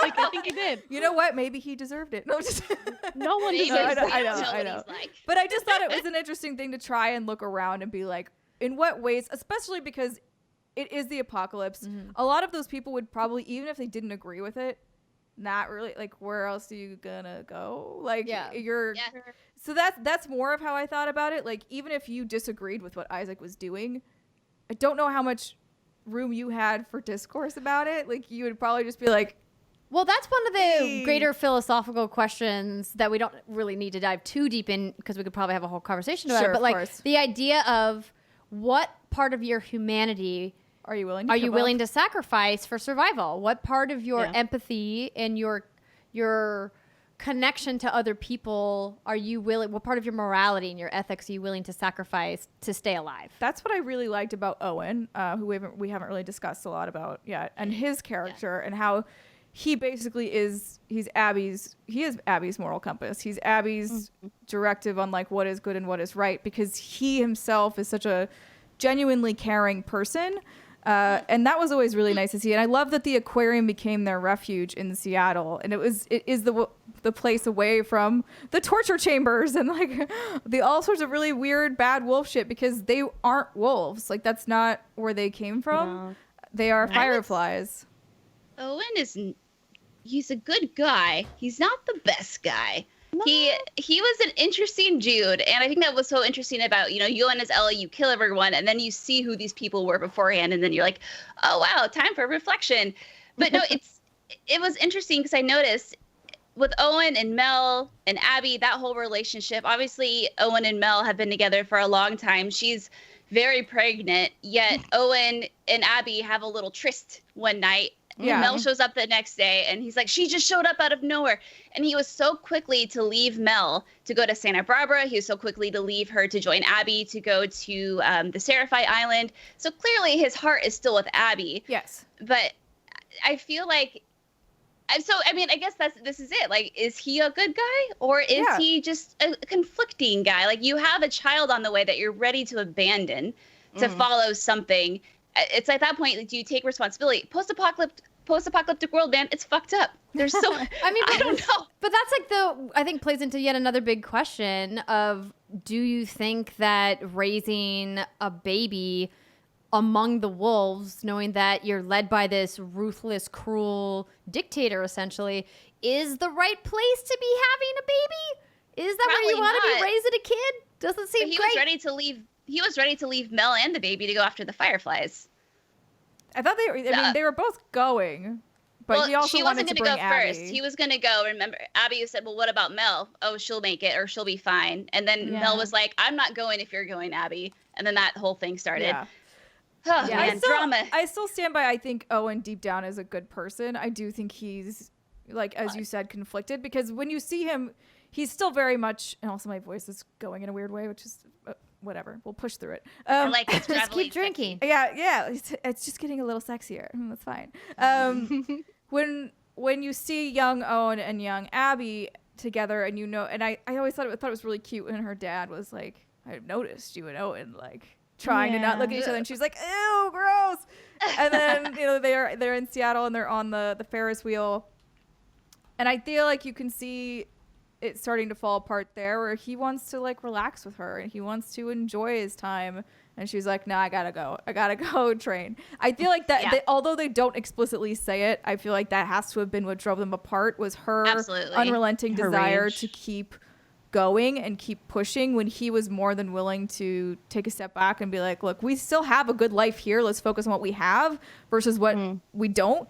It's almost like a parallel between Dina and Owen. It is. They are. They're very similar, and also Abby parallels some of what Owen says earlier in the game at the end of the game. Crazy. So yeah, there's a lot of like conspiracy theory strings being drawn on the wall. You can just connect things back and forth.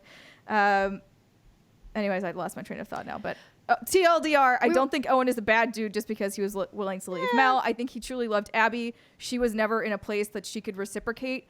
And then I think once the deed was done, Joel was dead, he was maybe secretly hoping, but also felt maybe trapped because Mel's pregnant. Like you can't do a lot after that. Wrap it up. You gotta wrap it up. Oh, Use protection, kids. this was my Even in the apocalypse. I feel like this is a goof, so don't take it seriously. But the game's main theme is a warning about the pull-out method and how it doesn't work.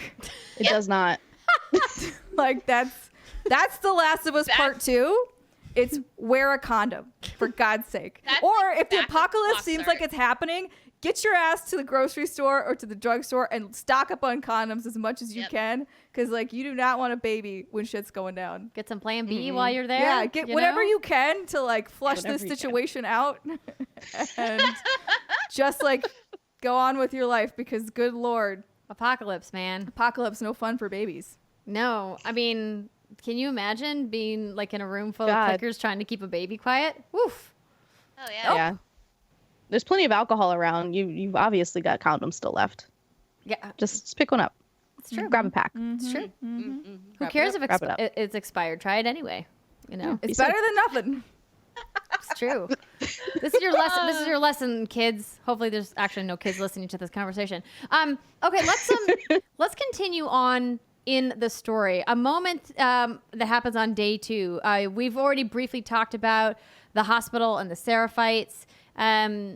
There is a moment with Nora and Ellie that I would like to talk about, but maybe we talk about the Seraphites first, or should we maybe wrap up our conversation about the hospital and then move on? Because I feel like there's a lot. Hospital, and then I feel like there's a lot to Yeah. unpack with the Yeah. scars, right? Yeah, the Seraphites have a lot. So I really thought that this moment introduced some really cool gameplay elements, because when Steimer was telling me about her playthrough, she was like, oh, like I spent like the first couple of hours of the game just like killing everybody, just like stealth kill, and that way you can kind of move freely through sections, and I did as well. And it wasn't until I got to the hospital, and I remember when That's Steimer what I did too. Yeah. when Steimer told me, she's like, once you get to a certain point in the game, you'll stop killing everybody because there's just too many people to kill. Yep. And the hospital was the moment where I was like, okay, I could stealth kill all of these people. It will just take an incredible amount of time. And I want to keep moving forward, because I felt like I was already moving slow, because any encounter I had with infected or clickers or whatnot, I went super slow, and because I was so scared about getting my neck ripped out of my body. Thank you. Yeah, the neck is Thank an you, important part to Thank keep attached. Here you go. It's Yes. very Oh, thank you. important. You need your neck. You do. Without your neck, you don't have a head And attached to your body. Yeah, But the the head reason- exists over there. But the reason I bring up the hospital is because I think there's a really awesome chase sequence that happens with Nora, which is a really cool, tension building moment. And we have a couple of really scary chase sequences. The one with Dina and Ellie when you're in like the subway, like made me almost like Oh God, yeah. I was pass out. clenched. I was very I was clenched. so scared. Running through that. That and even like the first one with Abby at the very beginning of the game, where you're like running through and the fence like comes at you. I was like, ah! All of the chase my sequences were awful. I hated them all, but for very good reasons. But the reason I bring up this scene is because I think that this is such an impactful scene between Nora and Ellie, and how she clearly like brings Nora down to the basement where the big ghoulie is that we don't get to see, right? We just see a bunch of clickers, and we see the virus start to take a hold of Nora, and she starts to become infected kind of like before your eyes. And you have this one-on-one dialogue moment with Ellie, and I waited. I can't tell you how many minutes. Oh, yeah. You did? I waited. I was waiting for the didn't. game to give me an option to not kill Nora. And Reed's like, I killed that bitch instantly. I was ready. I was ready. How dare her? I'm my dad. Don't come for me and my dad. I'm sorry. No. Mm-mm. Oh, it's interesting. I also hesitated, and I think part of you is like, you know, and this is the weird thing. It's Ellie has killed so many people by this point, Yeah. but for some reason, having her deliberately torture someone feels different than taking out someone who's looking after you and trying to kill you, right? And so it was the idea of her breathing heavy, her facial expressions, the way her whole face was just moving, holding that bar. I was like, oh my God, oh my God, oh my God. And I also waited, Andrea. I waited a hot minute. And then I realized that, well, this is not accomplishing anything. So let's just beat this bitch out. Let's do it. Yeah, I waited, but not a long time. I waited maybe for like 30 seconds, and then I was like, okay. It's clear that Ellie wants to do this, and I think it's also, again, a reflection of Joel and like what he's taught her, because like there was even, I can't remember in the timeline where it was, but the thing that she was like, oh, this is a thing that Joel and Tommy would do, where like you have somebody you have somebody write it down, you have somebody else tell you, and if they don't that comes match, back later in the aquarium. Yeah. that's okay. Yeah. I'm like, I know, I couldn't remember where it landed, but so like, again, not to beat a dead horse, but like Joel not a good person. Shimmer. Oh my God, Oh, that was God. okay. So That's the death that needed more. I'm sorry, Jesse. God love you too. But like the fact that they barely mourned Shimmer, I was so upset. I was just like, They don't even mention Shimmer. I know. Like, why would you waste an entire horse? Like, it's the apocalypse. why Like, would you save waste the a horse. Is a funny sentence. I'm just gonna say that. save the horse. I'm Yeah. sorry. No, don't be But no, sorry. yes, You're right, though. Yeah, no, there's no moment of silence for Shimmer. No one even brought it up. And I was like, Shimmer, you guys, Shimmer. F in chat for Shimmer, everybody. Yeah, Yes, chat. seriously. So I couldn't not mention it. Like No, I that agree. moment fucked me up. Yeah. No, I'm right there with you. Oh, That was the was I was not like, expecting that. "Brr." Yeah, no comeuppance for poor Shimmer, but But what we were we were talking about? we were talking about the Oh, Ellie beating Nora. oh yeah, Yeah. and how like a lot of, I think her moral compass is inherited from Joel, and that's not necessarily a good thing. right. So she was like, I need this information. I will Yeah. do what I gotta do. Yeah. Yep. Yep. I'm glad that they just didn't show it. That's all I was really happy about. I was like, yeah, thank you for not torture porning this. Yeah, I think this was a defining moment for me in my anger of the game, because I, in this moment, was like, the game is telling me repeatedly that murder is bad and that you should feel things for these people and that they're humans with thoughts and feelings, right? That they're actual people with backstories, and then you're still going to make me beat her to death anyway. That's because it's not your story. Right, but that was the problem though that I had, is that it felt like there was a lot of finger waving from the Naughty Dog writers of like, hey, we're telling you that your moral compass is not in the right place and that this is bad and that everything's fucked up and it shouldn't be fucked up, but we're going to make you do the fucked up things that we're telling you are the bad things to do. And it's like the whole thing about with Alice, right? Alice the dog, right? They repeatedly in the press previews that I did for The Last of Us Part 2, the Naughty Dog team who were on site made a big deal about being able to play the game non-lethally, and they're like, you don't have to kill the dogs, and then you have to kill at least You have one to kill dog, at least one. Yeah, you have to kill right? Alice. And just like they said, you don't have to kill the soldiers, but you have to kill at least one. And like my whole you killed multiple, yeah. yeah, and my gripe was that if the developers just hadn't done that, if they just hadn't like picked this hill to die on in some of these press interviews that happened during preview coverage that we all talked about, I think I wouldn't have been as upset if they hadn't taken this like, well, you can play it non-lethally. And it's like, no, bitch, you can't. No, you can't. You absolutely forced me cannot. to be a murderer in the game. So it's like, that's okay. We've all collectively agreed that video game violence is fantasy. And when we play The Last of Us or The Last of Us Part 2, we're signing up knowing that there's going to be a lot of fucking dark violence. And like we collectively agreed that's okay. I think my biggest gripe and why I came away a little angry after these moments was like, you told me that you were trying to take some moral high ground of like, you don't have to be violent if you don't want to, but we'll give you all of these tools to be really violent if you want to go that route. And then in reality, they're like, well, we're going to force you into these situations regardless. And I just wish that they would have just not taken that ground and just like let that discovery happen on the part of players. Yeah. And I think that's what kind of like rubbed me the wrong way. And it's just, once again, yet another example of mismanaged expectations on the part of marketing and PR.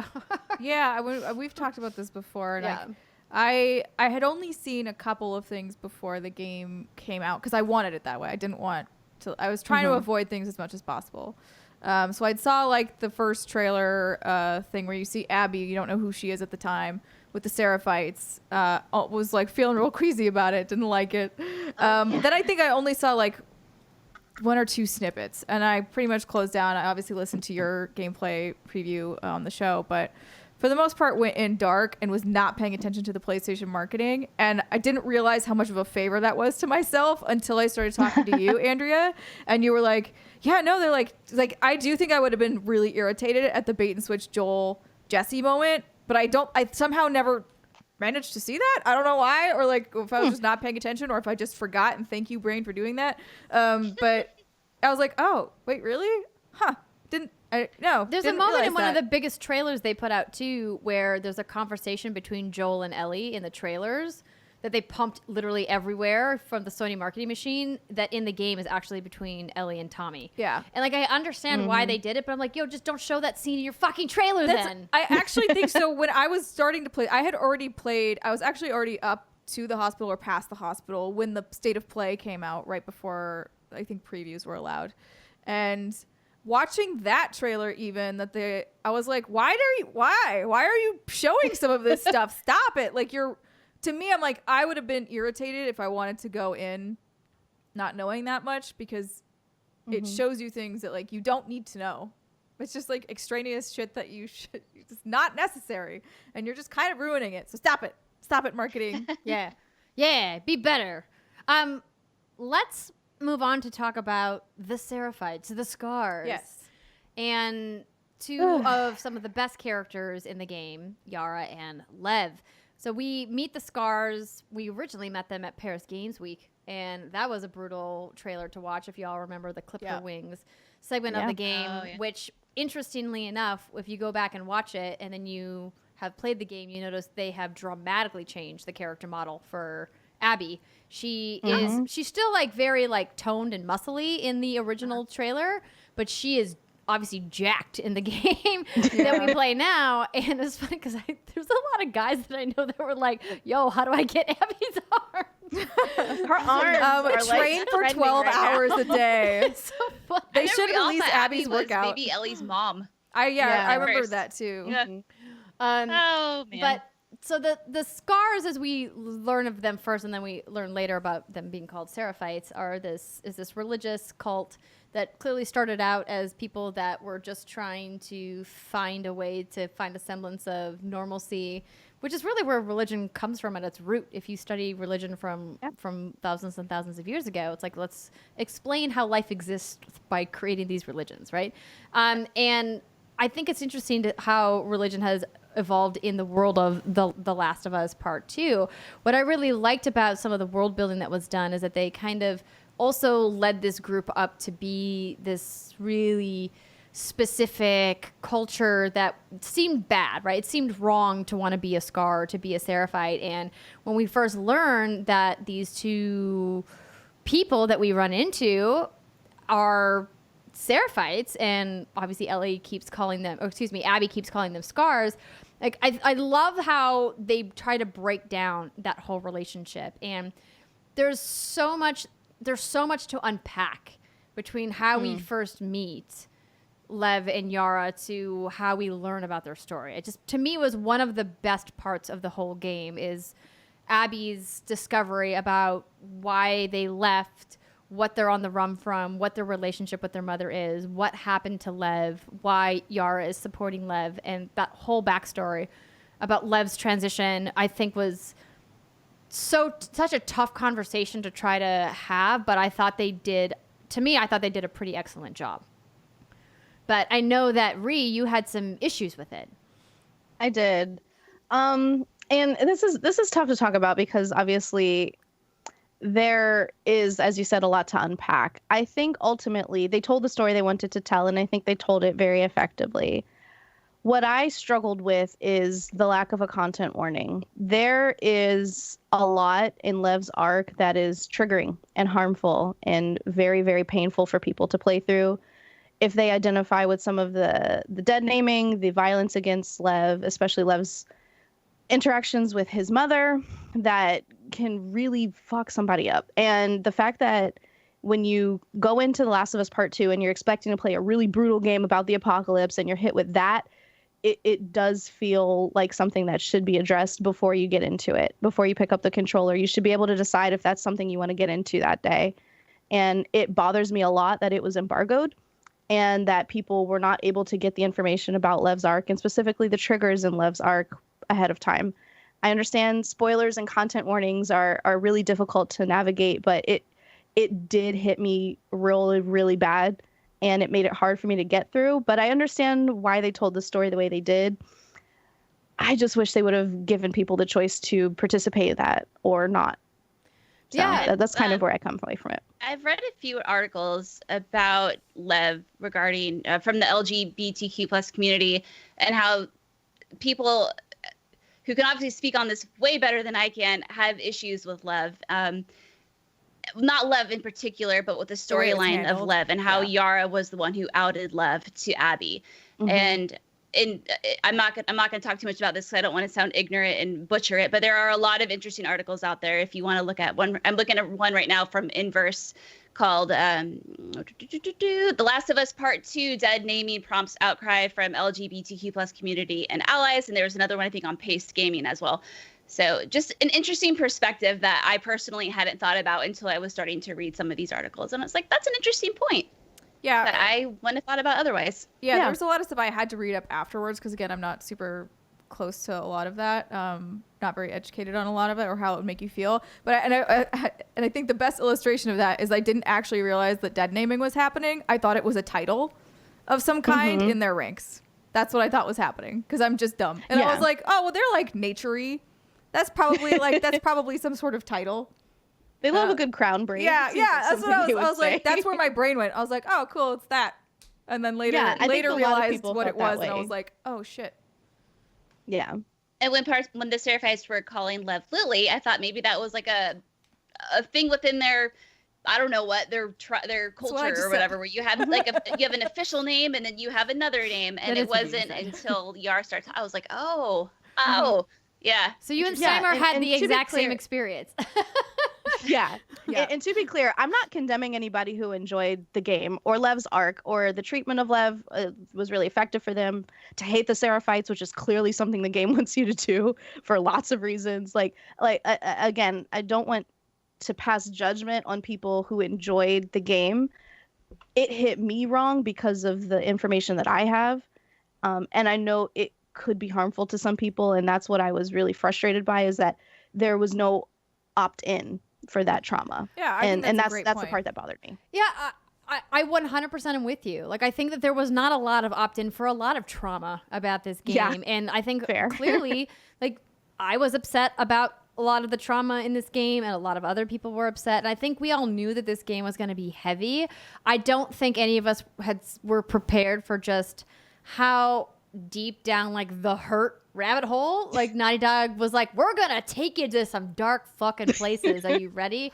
And I don't really think they needed to go as dark as they went in a lot of places to really make their point. And it's tough with the dead naming. Obviously, none of us can speak from our experiences with dead naming and just how hurtful and terrible it is and all of the other really shitty emotions that come along with it. And I think that when you look at the way that Naughty Dog used it, they were clearly using it as a weapon, right? They were using it specifically to hurt somebody, to say, you aren't who you say you are. We're going to dehumanize you because that's what our shitty cult does. And that doesn't justify it. That doesn't make it the right thing to do. It doesn't make it the right story to tell about trans people in a moment where trans people are being targeted more than ever. It really kind of makes you stop and go, hey, what could you have done differently to still tell Lev and Yara's story without having to make it go down this path, right? Like, is there a way that we can have trans representation in the game without it being around that Lev is a bad person, that we're literally going to murder Lev because of who Lev is, and because we want to indicate that Lev is a bad person, we're going to dead name in the game, you know? And like, I understand why they made the choice. I just don't agree with it. I think it was just a bad choice. I think there was a lot of interesting conversations that I ended up reading after that were similar to that. I think Ryu also brought this up briefly, about how, like, yes, there's a lot of violence in this game, and I actually didn't even consider this until I read these perspectives, but Lev is the only one where violence is targeted at them because of, like, a fundamental being of who they are versus an action that they have taken. And I thought that was really interesting, and I was like, oh, I actually never thought about that, and I do think that maybe they could have done it. I don't know how they could have done it because I'm not going to sit here and rewrite the game, but yeah, I do think it's definitely food for thought on, like, whether or not you can tell those stories without it having violence at the helm of what that character is, or why sorry, my brain is like sort of fritzing right now. But hopefully you kind of understand what I'm trying to say. Yeah. Rephrase for me, Andrea. Yeah, no, I think the thing that we can applaud Naughty Dog for is working with Ian Alexander, a trans actor, to portray a trans character, which we don't get very often in any sort of medium, whether it's TV, movies, or video games. So I appreciate that they did that, and I appreciate that they went to the lengths to do the representation. I just am with you, Ree, that there was a different way that they could have still told the story of Lev and Yara without going at it the way that they did. Yeah. I don't Speaking of Lev. That being said, Lev is Lev's fucking fantastic. the best. Lev's great. Lev's great. I feel like Dina and Lev are like, oh yeah, the top tier. the shiny lights. The way I would throw Mel in there too. really? Let's put a pin in that. Okay, we'll so come Mel back to does. it. Okay, fair. She does some fucked up stuff, but I feel like overall she's good. But yeah, okay, we can universally agree that Dina and Lev are great. Correct. Yeah, Yes. And Jesse. Yes. And Jesse. Yeah. When Lev's coaching Abby over the heights and saying, when you're your weakest is when you're strongest, or all those motivational prophet cult, whatever stuff. Either way, the way he was talking to her, and the way that he had that little fun snippet when he was talking about the conversation she had with Owen. I don't know if it was after they fell out of the pool or when they fell in the pool or whenever it was. He was like, so what happened like between through the you skylight? And Owen? Yeah. Okay. He And then was, you I fall don't in the know. pool. Yeah. He's like, it sounded awkward or something like that. That was really cute that you would expect from a little kid. Well, I don't know how old Lev is supposed to be, Like but a just teenager? like he was. Or how he was trying to learn how to use the word cool, and he said, "Oh yeah, that's cold." That's cold. Oh yeah, that's cold. And when he said fuck, and I was like, I don't think I've ever heard a Surfight say a fuck or a swear word. He's like, I've never said it before. It was just really cute, and I'm so happy we have Lev. Thank you. Lev is so pure, and I actually, because again, I'm mega nerd and like went book report style in this game afterwards. I like looked up the meaning of the word Lev, or like the name, and in Hebrew it means united, or in a lot of other languages it just means lion. But I like the united one the best. Because I feel like Lev as a character really is the uniting factor for Abby. Like, it brings her back to her roots, right? Like, say what you will about them, because the Fireflies obviously had their problems, but I do think in general the Fireflies were trying to be helpful. I think they went around it misguided ways sometimes, and so I feel like Abby intrinsically wants to help. That's what she's been brought up to do. That's what her dad taught her to do. Her dad didn't teach her to go murder a dude with a golf club. Her dad taught her to help. And so I think that's when you're talking about the flashbacks there, Britt, and how she pictures them hanging there because she knows that realistically they can't probably make it on their own, especially with Yara's arm the way it is. And then she thinks her dad. It's like remembering that she is that type of person, and she needs to go back to like what she was before. And that's what I think is really powerful about both Lev and Yara as characters. Although I have to say, I think Yara's really dumb that she thought that her arm could just be set. And I'm like, girl, your bone is shattered. Oh, yeah. Someone just took a hammer to multiple parts of your arm. I'm not a doctor, but I'm going to say it needs more than a setting. I agree with you, Simer, that I think Abby just wants to help people. One of the issues I had is I just found it hard to believe that she would... It's not that she necessarily betrayed her Salt Lake City group, but she went through all these lengths for 2 kids that she had never met before. And it wasn't that she was such a good person on the inside that she wanted to go through so much to help them. I mean, if so, that's great. But I feel like it wasn't really set up to be super believable. And there was one point when Yara, I think, when they were on the island, was like, why are you doing this? And I was like, yeah, Abby, why are you doing this? Yeah. Are you just so hell-bent on helping? And if that's the case, cool. But I've never really got that feeling from you. And she lies to Nora about why she needs the drugs, and maybe she was doing that to protect Nora from the truth. But I do think it's a little... Oh, sorry, I thought you were done. No. I want to know how you ladies feel about that too, if you picked up on that. No, I do think that it's a little thinner in motivation than some of the other things throughout the game, but I think you can still make the through line. It's just a little bit more of a route, like over the river and through the woods. Not the most unbelievable thing in the game. Yeah. Can we talk about how like shitty that whole bridge sequence is with the sniper, and how Abby's friend Manny, who's been with her for how many years, and they refer to him back, and he's in the flashbacks and this, she finally meets back up with him, and he's like, fuck Abby, where have you been? What's been happening? Blah, blah, blah. And he's there to like support her, and he just gets like popped by Tommy. Yep. And there's like not even a moment. He's the Jesse. There's no moment of remorse. Yeah, he is. He's the Jesse in Abby's storyline. Yeah. Not a moment of remorse on her part. Instead, she's focused on Lev. And I just like, I don't believe it. I'm like, yeah, no, we all agree. Lev is great, but you just fucking met Lev like 24 fucking hours ago. And Manny's been in your crew probably for how many years? We don't even know how long Manny's been in Abby's life, because we don't know where Manny entered in before we met the Fireflies, in Colorado or whatever. It's just like, that to me was like a complete fuck up in the story. I was like, y'all, you're going to do him dirty like that?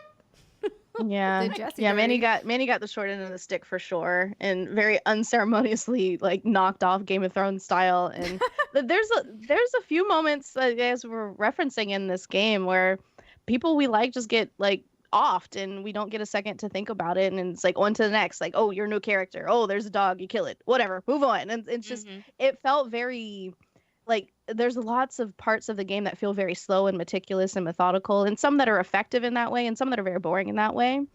And then there's other parts where I feel like, okay, wait, give me a second, like just slow down, let me think about this. If this is a story you want to tell, let me process it. Like this may sound silly, but Alice getting off sucked. And like the fact that you lived through it twice and you see that dead dog twice, and I barely get a second to think about it, really made me sad. Like I was like, I want to be able to mourn the characters that you expected me to care about. If you want me to throw a ball and have the dog catch it and then take the dog out and then give them instructions and then all of a sudden they're gone, like if let me process the fact that they're dead, please. Like you spent all this time building this up, like give me a second to deal with it. And I don't know, the pacing just felt a little bit off to me, slow in some parts and too fast in others, and that it gave me a bit of a whiplash, honestly. I mean, we all need a moment of silence for Shimmer, for Manny, for Alice, for Jesse, and for Alice. Alice. Fuck Nora. Just kidding. She was the best. Yeah, Nora's like whatever. She's I'm indifferent. I'm apathetic to Nora, but yeah. Yeah. I see what you're saying, Ree, but I also think it does mimic real life a little bit in a way, obviously, in the sense that like there are times in your life when things are slow. I would say now might be one of them, and then everything hits at once. Like, how many moments have you had in your life where you're like, why is all this happening to me, like in this short period of time? right? Yeah. Like that's how life Fair. kind of goes, which is really unfortunate, but it just feels to me a little too on the nose of like truth and how things actually happen. Like you wouldn't necessarily have time to process, especially if like Tommy was still there. So you're like, oh shit, like I might be the one next to have a bullet in the brain. Like gotta keep moving. Timer, I'm so with you. And I would 100% believe you. But that entire argument undermines all of Abby and Ellie's motivations, right? Like to me, it's like they being so upset about this person who's been killed, and then like, oh, I don't have time to stop and process all these other people. It's like, well, wait, what? Hold on. So are we like being sad about people being dead that means something to us, or are we not being sad about it? And I think that comes back to why there was like this constant tug of war with me of like, I want to be all the way in on this story, but I'm not. And we talked a little bit about this with Callie Plaguey on the Game of the Year So Far episode that we did with GameSpot about like this idea of we really wanted to invest in these relationships, but there was just something that kept us at arm's length from going all the way in, and that to me just kept coming back. I just wanted there to be like that moment of like of brief respite to like acknowledge some of those emotions, and there just wasn't. Sure. I would argue that the idea of you saying like, are they mad about it or are they not? Like what, like this needs to continue.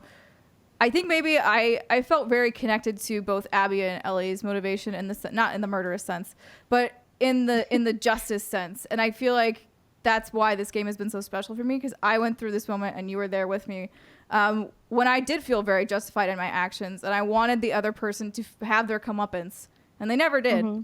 And like I eventually had to let that go, but it took a long time. It took longer than I am proud to say. Like I'm not going to say how long it took because it took too long, but like, and so that for me mirrored for that. So I was like, it's not even about them being angry, and it's not about the hatred that they have for this other person. It is about a sense of justice, that they are correct and that they have to see it through. And I've felt that before, right? I feel like, I mean, maybe we haven't all, but I felt it for a long time. And so that to me was why I was like, I completely understand it, even though they may be moving on. Like Manny getting shot in the head, there's nothing I could, you're just like, shit. All right. I was planning on killing this guy anyway, right? Like you're trying to go kill Tommy regardless. Now you just have a little bit more of a motive push to go do it. Mm-hmm. Anyway, so that's how I kind of thought about it. It's interesting too, because I just went through grieving. I mean, I'm still going through, obviously, a few months ago with something incredibly traumatic that happened in my family. And I don't know, obviously everyone deals with grief differently, but I remember like getting the phone call that something terrible had happened. And it wasn't until I think a couple days later that I finally like broke down and cried, because I think what happens is your body goes into that fight or flight. And obviously I'm not in the middle. I mean, maybe we're in the middle of a pandemic, but we're not in the middle of like a fungal apocalypse, and people aren't turning into like clickers, and not everything has 100% gone to shit. I mean, we're on our way there, but we're not there yet. Close. 2020 is great, y'all. But you know, it's interesting. So I agree. Like as the player, I'm thinking about it. I wanted that moment for Shimmer. I wanted that moment for Jesse and Manny and Alice. But thinking about just real life grieving, that sometimes you don't have time for that. And sometimes you can't let yourself feel those emotions because you have to keep pushing through and living off that adrenaline. So I think pulling in for some real life experience, it's like, okay, like I think I can understand it a little bit more. Well, I guess as a player, like, you as the player, you want the time, but like it doesn't necessarily make sense in terms of the story. And the game does make cuts afterwards where like you don't see it. Like, Abby on the boat ride down to Santa Barbara could have had her moments of grief for all of those people that she knew. We just didn't get a chance to see it. Yeah.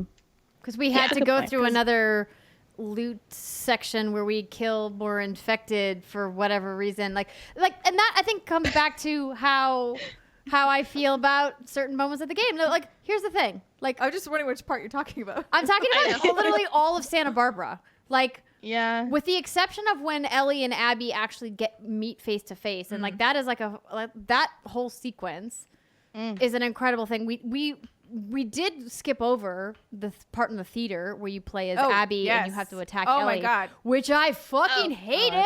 Yeah, I hated every moment of that with my fucking being. Yes.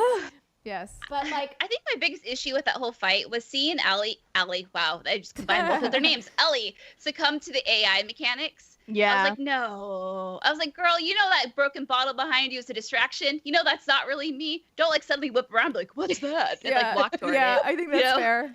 yeah, like it was That was the thing bad. that took me out like of that the most. That to me, like if I don't mind them having a fight between Abby and Ellie exist, I wanted it to be a cutscene. I did not want to play that shit.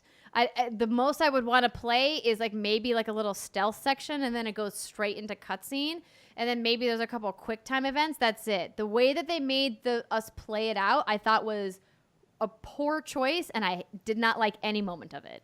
Yeah, I only liked the moments where it did go into like cutscene-ish things, like when you got to that moment where it would then play out through. So I definitely agree with you that I think it would have been stronger to not see Ellie kind of act like a fool. You can't just put your normal AI mechanics on Ellie. She's the fucking hero of the story. What the hell? Yeah, no, that's fair. They just slapped that AI brain on her for a hot minute, and I was like, oh no. And we're like, oh dear. Have you not learned anything? Yeah.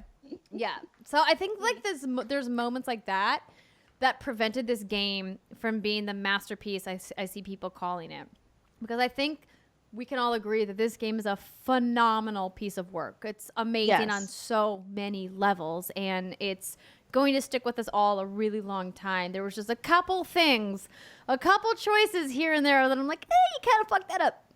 And like, ooh, this game would have been really cool. And like, I think it's a testament that I walked away from my playthrough so angry about this game and really being mad about a lot of things. And upon reflection, the more I think about it, the deeper I go, the more I'm like, that was actually way more profound than I allowed myself to realize in the moment.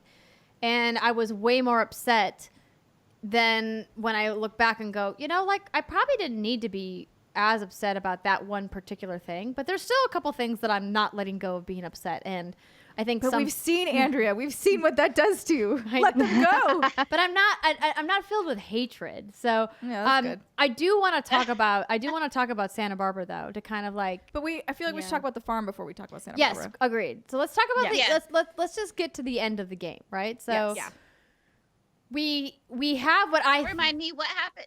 So let's recap the theater a little bit before you get to the farm. Yeah.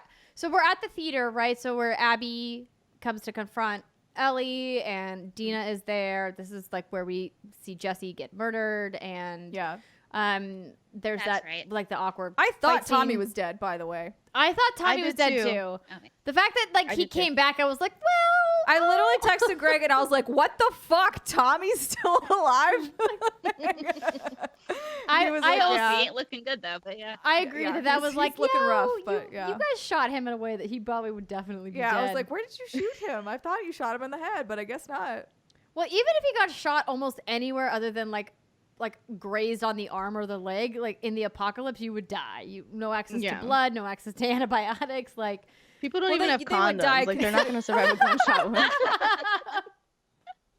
Excellent point, Ree. Yes, Ree coming in with the knowledge. So can everyone else still see Ree? Yes. Okay, her camera's gone for me. Oh well, hopefully it comes back momentarily. It's all good. So the kind of end sequence of the game is, you know, we're on the island, we're saving Lev. Lev is going to run for his mom, and we're like, no, Lev, that bitch hates you. Like, you need to let her go. Oh, you mean as Abby? The last bit is when Abby. you're as Abby, right? Yeah. And then so you get off the island with Lev and come back to the aquarium. Yara, though. Oh, I know. We didn't talk about Yara. I know. Yeah. There's so much in this game. We've already been talking for like almost 2 hours. Fucking Yara gets it unfairly. It's not fair. They all got it unfairly. Yes. Yara's been through so much. Poor Yara, baby girl. I just think of everything Abby had to go through to keep Yara alive, and then I was like, bitch, you're gonna fucking kill her now? I was so mad at the game. I was like, table flip. It's like, yep. I'm done with this game. I had to like fight a weird monster in the basement that was gonna eat my face off to get some fucking antibiotics so I could saw her arm off, and now you're gonna kill her the next day? Yeah, I know. God, yeah. Oh, I know. That was messed up. You assholes. So mad. So at the end of this day, Jesse is dead. Yara is dead. We think Tommy is maybe dead. Dina's been shot. Let's not forget. Yeah. Ellie got her ass clearly kicked by Abby. But for some reason, Abby's like, fuck these bitches. I will let you live. I mean, that's a Lev thing too, right? Like, Yeah. Because so Abby has like Yeah. the knife at Dina's throat, and she's like, wait, no, she's pregnant. And she says, good. And I was like, like I literally gasped like that because I was like waiting for the knife to go. And I was like, no, God damn it. And then Lev being like, Abby. And you're like, oh shit. It's like disappointed Yeah. dad at you. Like, you know, like, Disappointed dad. just like, Thank what are God you for doing? And then you can see Abby kind of be like, oh, What am I doing? yeah, what am I doing? Right. Because at that point, Lev is entirely Abby's moral compass. Like, he is the only thing keeping her wound together at that point. Yeah, Lev takes over I for would say Owen that after Owen, bites it. Yeah. So that was the second hardest scene for me. Next to Joel is seeing Dina come out and having her face Ugh. fucking smashed in. Ugh. I was like, oh my god, Yeah, that was the tough. rough chuckles. I for did sure. not. I mean, Like, this, damn it, Abby. this Okay, whole so this yeah, whole right. game is just fucking rough. Like, I mean, all of it was just like, it's a lot. And like the moments of levity that I told Steimer afterwards, I was like, I'm mad at you. You lied to me.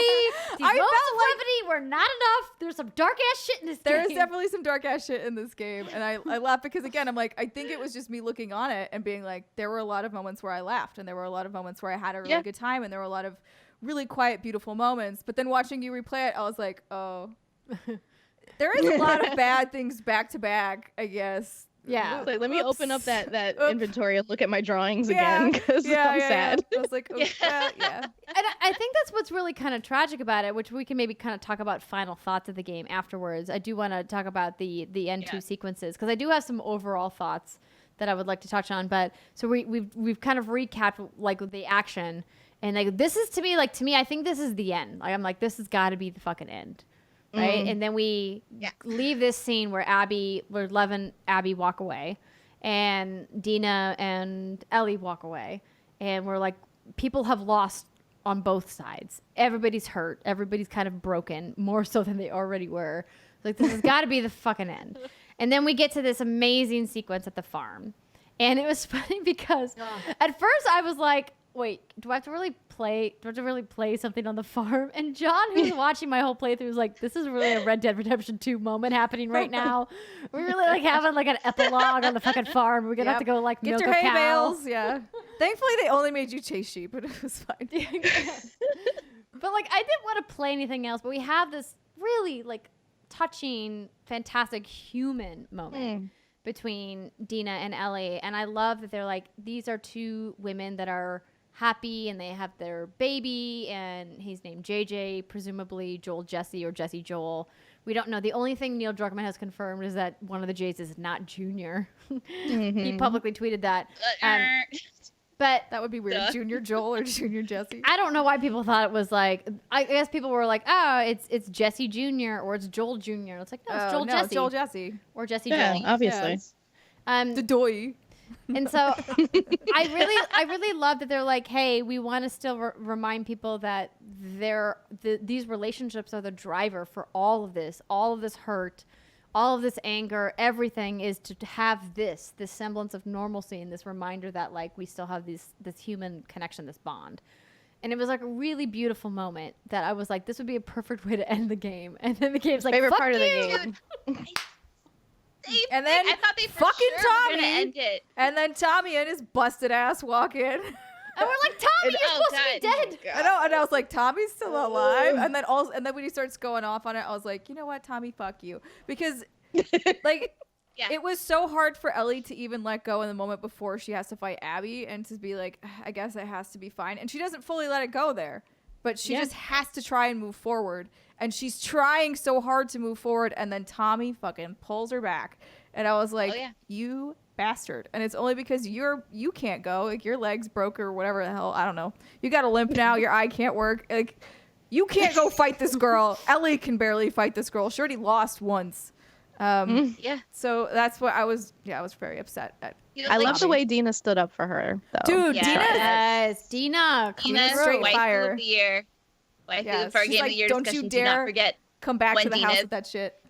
But I want to go back to when when Ellie was sitting on the tractor with JJ, and there was that beautiful sunset, and I almost expected Arthur Morgan or John Marston to trot along but they Easter alas, eggs. they didn't. That would have been great.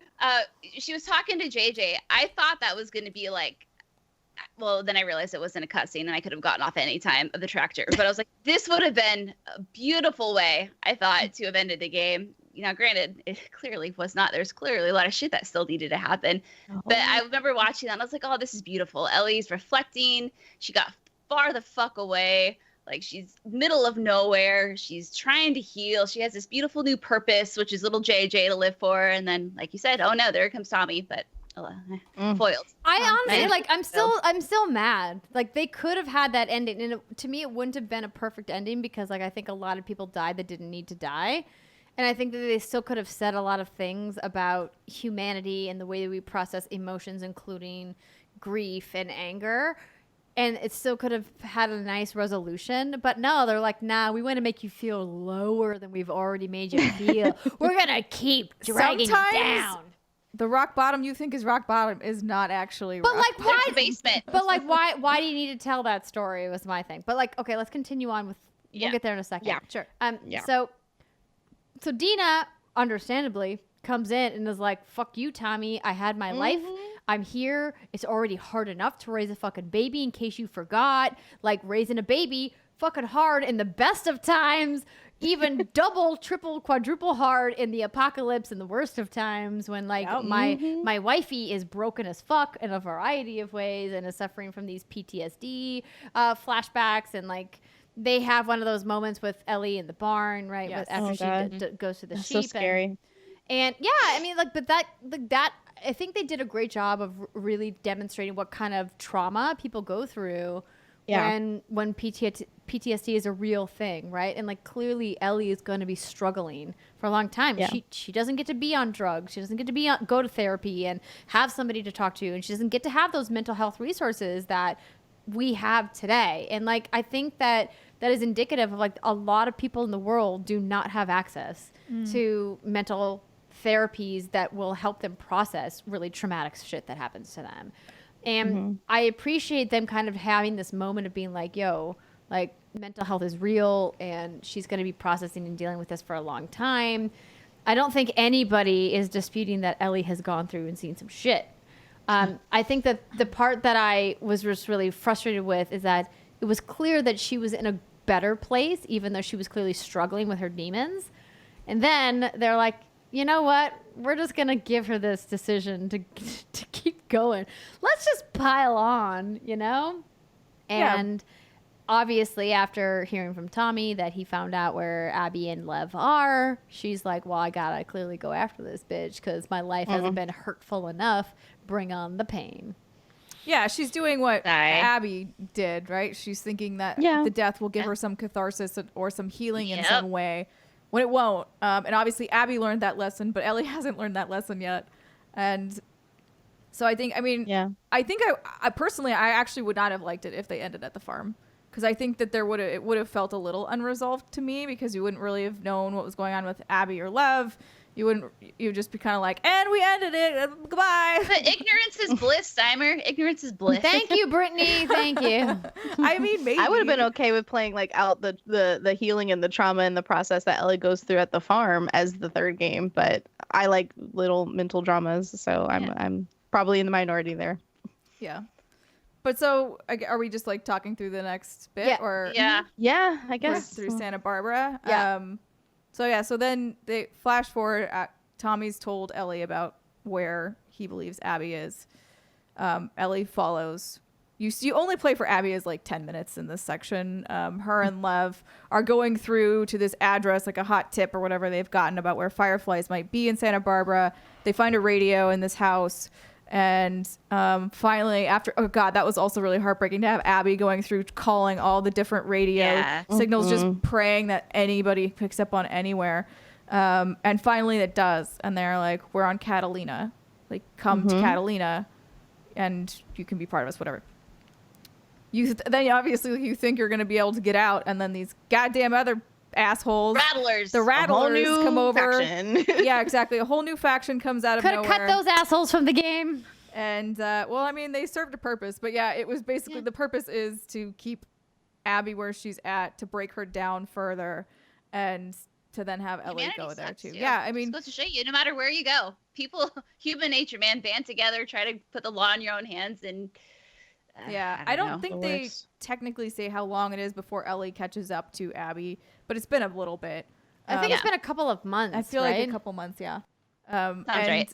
And you go on this little whatever journey as Ellie to try and track down Abby, who is in the Rattler's den, if you will. Yes, I had a little bit of fun here by because they're the weirdo types who like chained up clickers, and I would just shoot at the bindings and then let them go. And that was very satisfying, I have to say, watching them get eaten by clickers. But I loved it because I had the invincibility when you're prone on, and so I would just kind of like let them go and like kind of like scoot around and watch the mayhem unfold for like from the first person perspective. But the problem is sometimes that didn't work, and clickers would get me. The stalkers would get me. Apparently, they said invisible, not inaudible. Oh no, I'm just kidding. Well, I'm just kidding. I don't think that's like. I don't know. Well, I don't know because I mean, I don't know. Perfectly still, and a fucking stalker would come up and smack my face. Yeah, but the stalkers, it doesn't matter. The stalkers don't. They can find you no matter what. The stalkers are the worst ones. Well, clearly, because the humans can't find me, the clickers can't find me, the normal zombies can't find me, or the ones infected. But that were in the wall in the basement of the hospital. Those were really bad. Fuck those guys. Yeah, those were. No fun. That was fun, Simon. Letting them go buck wild and kill everyone. That was great. Yeah. But then obviously this all leads up to like the final Abby Ellie showdown where I mean this was a fight I just literally was like, I don't want to do this. I feel physically sick like having to hit this button. I think the misdirection was interesting when you go down to the beach and you see somebody with long hair thinking that's going to be Abby and it's not. The braid, the one with the braid. Like somebody has, I think it's just a ponytail, but like somebody has long hair and so you go to it because you've visually associated a long braid or a long thing of some kind with Abby. Because Abby's had the braid was like a visual representation of Abby's age in multiple sequences, right? Yeah, she had the same hairstyle for like 10 years. Yes, she did. I think something was a little weird though when Ellie went down there and you hear Abby mutter, very helpless, help me. And she goes behind her, she cuts her down, and Abby's like, there's boats here. There's boats down here. And Ellie just kind of stares at her. And I think at that moment, Ellie's probably processing like, okay, I've gotten here. Now what do I do? Or was Ellie at that point also considering like, why am I doing this? I thought it was interesting that she didn't immediately go for her. Why did she cut her down and let her get to the boat? Like, what do you think? Because I mean, when you get there, so this is where I parallel it back to Owen's arc. So when Owen is talking to Abby in the boat, he's talking about how he came across a scar and the scar had no fight left in him. And the scar was like, you know what? No, I'm not going to fight you. And he couldn't, and he was like, he couldn't do it. He was like, I couldn't pull a trigger on somebody who clearly had no ill will toward me and was not going to do me any harm. And I think that's the moment Ellie has. And she's taken aback by it because she sees Abby, who was the last time she saw Abby was a powerhouse. She was really strong, really ripped, a lot of anger, a lot of fuel. The woman she cuts down is not the same. The woman she cuts down is not only considerably slimmer because she was deteriorated by being there. She can't get her gains. And then she's, like her hair is gone, but not only has her hair, like you can see there's no fight left in her. Yeah. She's got nothing at this point. All she has is Lev. And so that's why she immediately goes to Lev. And her priority, Abby's priority, is get Lev out. She doesn't care that, like, the last thing Abby said to Ellie was, I'll kill you if I ever see you again. That's gone. Abby doesn't actually give a shit about that anymore. Abby has bigger issues at hand. And she, at some point, I think probably through the help of Lev, has learned to let that go. Whereas Ellie is still on it. But I think she's shaken because she had such conviction. And then she got there and realized, I think she is starting, she starts to struggle with it of like, maybe this isn't right. I don't know what's going on. This person clearly doesn't want to fight me. She's being helpful, actually. What do I do that she's being helpful? Yeah, and it's like she wanted that fight, but I feel like if Ellie had stumbled across Abby the way she was earlier in the game, she would have just like taken advantage of the fact that she's like strung up, that she's helpless, she would have probably just massacred her. But it was interesting. You're right that she did let her down. It's like she wanted that fight. She wanted to prove to herself, like, I need to win this. I need to win this right to feel, I don't know, this sense of relief or resolve or whatever, resolution. It was fascinating. Yeah. Yeah. And then the fight, and then and you do see Ellie eventually, she turns full villain, right? When she puts the knife at Lev's throat and she says, yes, you'll fight me. Yeah. Because I'll kill him otherwise. And I mean, Abby's just like, oh my fuck, like, for real, dude? Like, come on. Yeah, honestly, that's why I think I really just did not like any of the way the game ended, because it was like very clear to me that I was over it as the player. I was like, I don't want to be here. I don't want to be in Santa Barbara. I'm fucking done with this. Like, this has been so emotionally exhausting. I hate that you made me play through these stupid gameplay sequences with these rattlers, fucking fucks that I don't give a shit about. And now I have to like go through this like harrowing thing where Abby is clearly beaten down. Like, that should be enough for Ellie. And it's just like, oh, cool. We're going to do this like fight in the water and like, ugh. But I thought it was I didn't like it in the sense that like, I didn't like how it made me feel. I didn't like having to go through with it, but I did think it was interesting because you can see the dynamic of both of them kind of not being into it, right? Like, they're like, we're doing this, but it's almost going through the motions. And so one of the things I really looked at and dissected back was the flashbacks that Ellie has. Yes. She's always flashing back to dark. She flashes back to dark every single time until she doesn't, until the very last moment.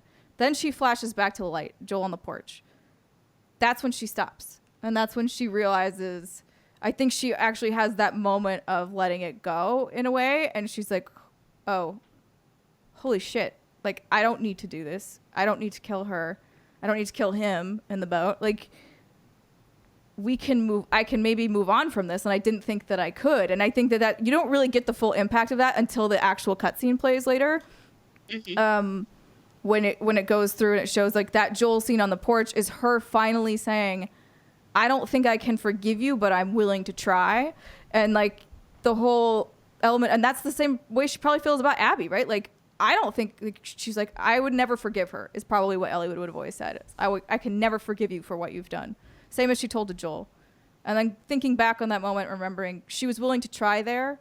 And in this instance, you have to be willing to try as well, because there's nothing good that's going to come of following through with this action that you're on. And I thought that was so remarkable and well done that even though I didn't like the fight or how like my feelings in the fight, I thought it was important, and I thought it was interesting the way that it made you play through that. Yeah, it's interesting you're talking about the flashbacks, because when Abby does get to the boat and she's loading Levin, Ellie goes to the second boat, and you kind of get the sense like, is she just going to let her go? Yeah. But as Abby's going through her backpack, she does get that 1 split second dark flashback to Joel dead on the ground. Yeah. And it's at that moment, I believe, that she grabs her knife and then she walks over and she holds it to Lev's throat. Abby says, he's not a part of this. Ellie says, you've made him a part of it. And then, I want to fight you. They fight. And then, I got the exact same feeling as when she's holding, after Abby bit 2 of her fingers off, Ellie's holding her under the water, and you just see all this blood coming. And I would encourage you, if you haven't seen it again, look at that scene again and watch the facial expressions on Ellie. It's not even so much anger. It's more sadness. It's more of like, this is everything I thought I wanted and thought I needed. But you almost see her breaking down right in that moment. And then it's at that moment where she does have that flashback of Joel, split second, just smiles at her while he's playing guitar on his porch. And that was, I agree, Summer, like when she had that moment of, okay, like, I think she got what she needed. I don't know if anything would have helped Ellie. I mean, granted, if she was in this kind of modern day world where we do have access to things like medication, if you need it, or therapy or whatnot, maybe that would have helped her. But in that world that she was living in, I don't think anything would have cured her or made her feel better other than getting that moment.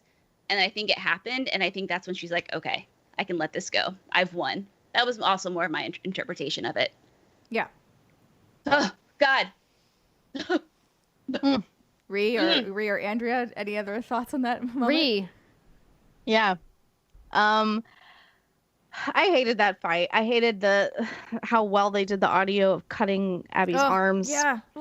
But at this point, like, and this is just a thing that I have with the game in general. It's not the game I wanted to play right now. I'm already down. Like, there's already a lot of shit that I feel this low about going on in the real world. I didn't want this emotional cutting in a video game. And so for it to go that deep and to cut that effectively, it was well done, and I hated it. And that's kind of where I am with the whole game, right? Like, it was very well done. It's exactly how I feel. It's it. well done shit.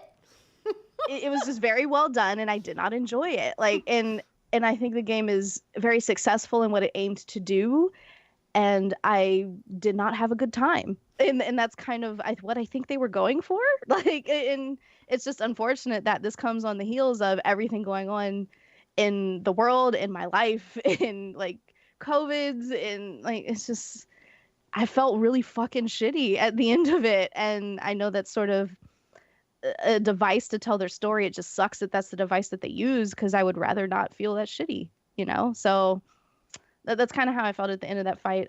Similarly to how you felt, Andrea, going into maybe like the last 10 or so encounters, I was like, I don't want to do this. Like, I don't want to do this. Like, I don't want this, but okay, I'll see what they got to say. And what they had to say was poignant and true to life, and, you know, very real and very easy to connect with. And I didn't want it. And that's kind of the long and short of it. I think everybody obviously is different in that regard, though, because when I was playing it, even considering everything that's happening in the world, I found catharsis in it somehow. Like, I found it to be almost comforting in a weird, really bizarre way. I don't exactly know how to articulate it, but that's what I felt with at the ending, because the ending to me is so hopeful. I mean, yes, the cost of it was insanely high, and you go back to that room where Dina has shoved all of Ellie's stuff and locked it away, basically, so she doesn't have to see it. And Ellie sits down to try and play, and she can't because she's missing 2 of her fingers. But even then, again, when you end on the Joel and the Ellie interaction of like, I can't forgive you, but I'm willing to try. That for me was just so hopeful, and it was so hopeful that Ellie didn't kill Abby, and she still had something good in her. And then when you add on top of the thing, like the I want to say cutscene, that's not the word for it. The not credits, god damn it. The continue epilogue? Screen. Yeah, the continue screen. Yeah. Where you see it's Catalina Island. And Yes. so that means that Abby and Lev did make it. And so in my mind, I'm like, Ellie might be wandering off to be alone for a little while, but I have to believe she's going back to Dina. Like, at some point or another, she's going to find her way back there, and she's going to hope to have that similar conversation with Joel where Dina's like, I don't know, I can't forgive you, but I'm willing to try. And I think that is like, there's a few lines in this game where I'm like, these are kind of the main points of it. I think that's one of them. I think another one is when Abby says to Lev, you're my people. I think that's a very important theme throughout the entire game, is who is in your group and who do you associate with and who do you deem as good and versus bad. And then the other one that I think was really important is Owen talking to Abby when she asks, like, what happened to us? And he says, I think we forgot to look for the light. And like, that to me was also really impactful, and ties into the flashbacks that Ellie is always having that are usually very dark and very negative, until the very end, where it starts to finally flash back to the happier memories and to the happier times. So that was kind of like my blanket thoughts on a lot of that, but I know that it's a little academic for some. No, those are good thoughts. No, Those are It's good a good thoughts. breakdown. And like, Timer. Yeah, I love both of the things that you said, Ree, and that you said, Steimer. And I think that this is why I've been really struggling to kind of grapple with my emotions on it, because I 100% believe what you're saying, Steimer, of like, this has got such a bigger narrative of how we as humans like interact with each other, and like the idea of what forgiveness means and what anger means and letting go and revenge and all of these like things that we all have dealt with at some point in our lives and have touch points for us. And I think it's a great like overall like look at human character. But Ree, I'm with you in the sense that like now is just not the fucking time. And it's not Naughty Dog's fault that the world broke bad in the year that they decided to delay their game, right? Yeah. Like, it's not their fault, but at the same time, they chose they willfully chose to tell a really dark story, and to tell that story with really dark elements through dark storytelling that was visceral and violent. And did it need to be? Did it need to be as dark and dangerous as it was? Probably not. And it's been tough because I've seen some of the criticism of my thoughts on the game that I've said publicly, being like, well, Andrea, you need to separate your feelings on what's happening in the world from what's happening in this game. And I kind of want to be like, yo, fuck you. No, I don't. I can't. Like, exactly. I can't, right? Like, I can't separate what's happening in my life around me and the emotion that I feel in this moment from the emotion that this piece of media is trying to make me feel. And I think that's what's tough about it, because this is not a biopic. This is not like a true life story of tragedy that happened to somebody in real world. This isn't about a war story. This isn't a real thing. This is a completely 100% fabricated story that they are using as a device to convey some statement about humanity. And like, I think there will be many a thesis on what Naughty Dog was trying to say about humanity in The Last of Us Part 2. But to me, what that means is that this is not required playing, because it's not a real story that we should learn from and grow from as a species of humanity. To me, this means that to me means that you think you wouldn't learn or grow from fiction books. No, let me finish my thought. Okay. The reason I say that is I echo what I said last week, is that this game is fucking heavy. It's hard. And I think that letting people know that there's moments of levity is important, but letting people know, as Rihanna said, that there are intense moments of triggering trauma that happen in this game is equally, if not more important. And I was angry not last week, but the week before, for a variety of reasons, because I felt like a lot of reviewers who were in that first wave of talking about The Last of Us Part 2 did not accurately tell people this game is going to fuck you up. This game has some really deep emotional cuts that it's going to give you. And maybe right now, when you're super vulnerable and shit's hard and you're feeling maybe anxious more than you normally would, it's not the time to go down a journey about a completely fictional story that just happens to have something to say about the character of humanity. And that's where I got mad. I was like, nobody fucking told me that this was going to be as heavy as it was supposed to be. And I think we all knew it was going to be heavy, but Sorry. I mean, like, and I had a moment where I was mad at Steimer. I was like, you lied to me. No, You told me it would be fun. It wasn't fun. No, don't get mad, because I'm with Steimer in the sense that I played this game essentially over the weekend. I did have about 10 hours in when I started. And I did also get that sense of, it was cathartic almost. And I did not expect that. In fact, I kind of avoided this game as long as I possibly could, because it's been a fucking tough year for a variety of reasons, obviously for all of us. But playing it, I don't know if it's the way I interact with video games. Obviously, there's some very heavy moments, but I think everyone is just a little different in the way that, games affect them. And Absolutely, like Andrea and Ree, like 100% understand where you're coming from. Like, totally get it. But yeah, for me, and it sounds like for Steimer too, there is just something about it, and I can't also articulate a Steimer. I don't know what it is, but it's something about it was like, oh yeah, like it got my mind off of shit. And while it was heavy, I think I was able to separate enough. Like, this is fictional, like this is intense as fuck, but I was able to lose myself in that game for a while. And I don't get stressed out when it comes to survival horror stuff and the stealth mechanics. Like, none of that bothers me, and I don't know if that had anything to do with it, but yeah, like I would say, like, give this game a shot. And if you're like, this is not for me right now, like, by all means, stop. But you also might find that there might be some sense of comfort there, as weird as that sounds.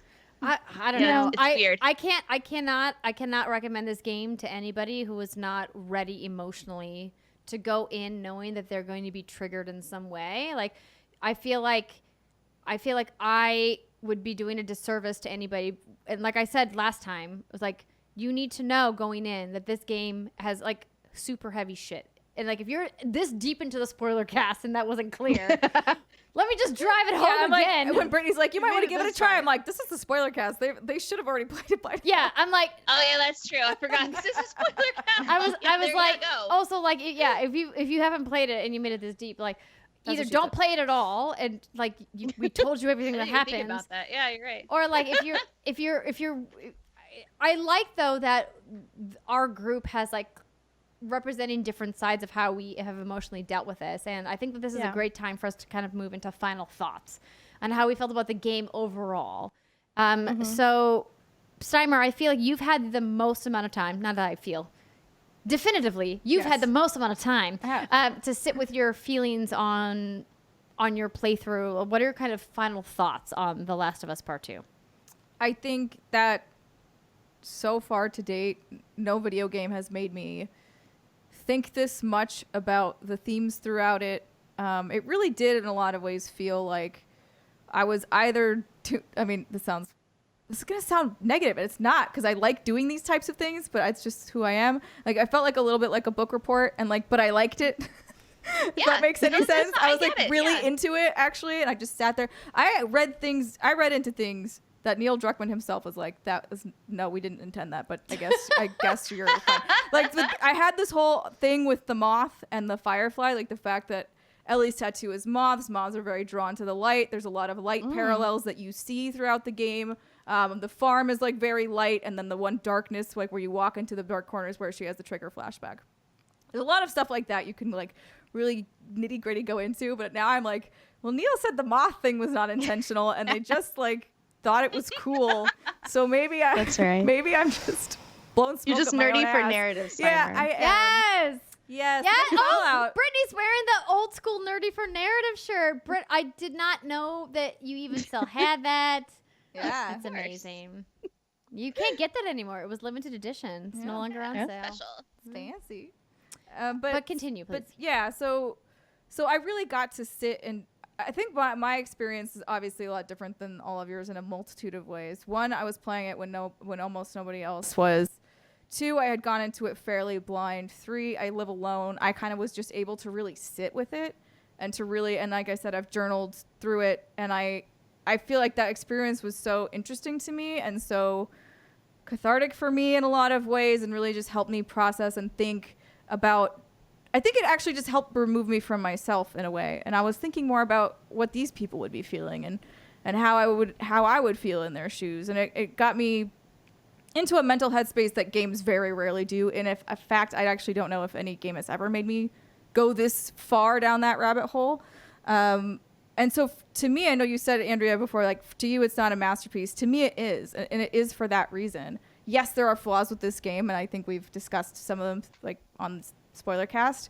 But to me, the overall thing that I am left with is something that I have never experienced before. And, like, to me, I can't, like, put a price on that, or I can't put anything on that. Like, that, it just is what it is. And it's, for me, I feel like this has to be my game of the year, regardless of how good anything else is, because even if they're phenomenal games and polished to perfection, I don't think they'll make me sit and think like this one did. Damn, Word. girl.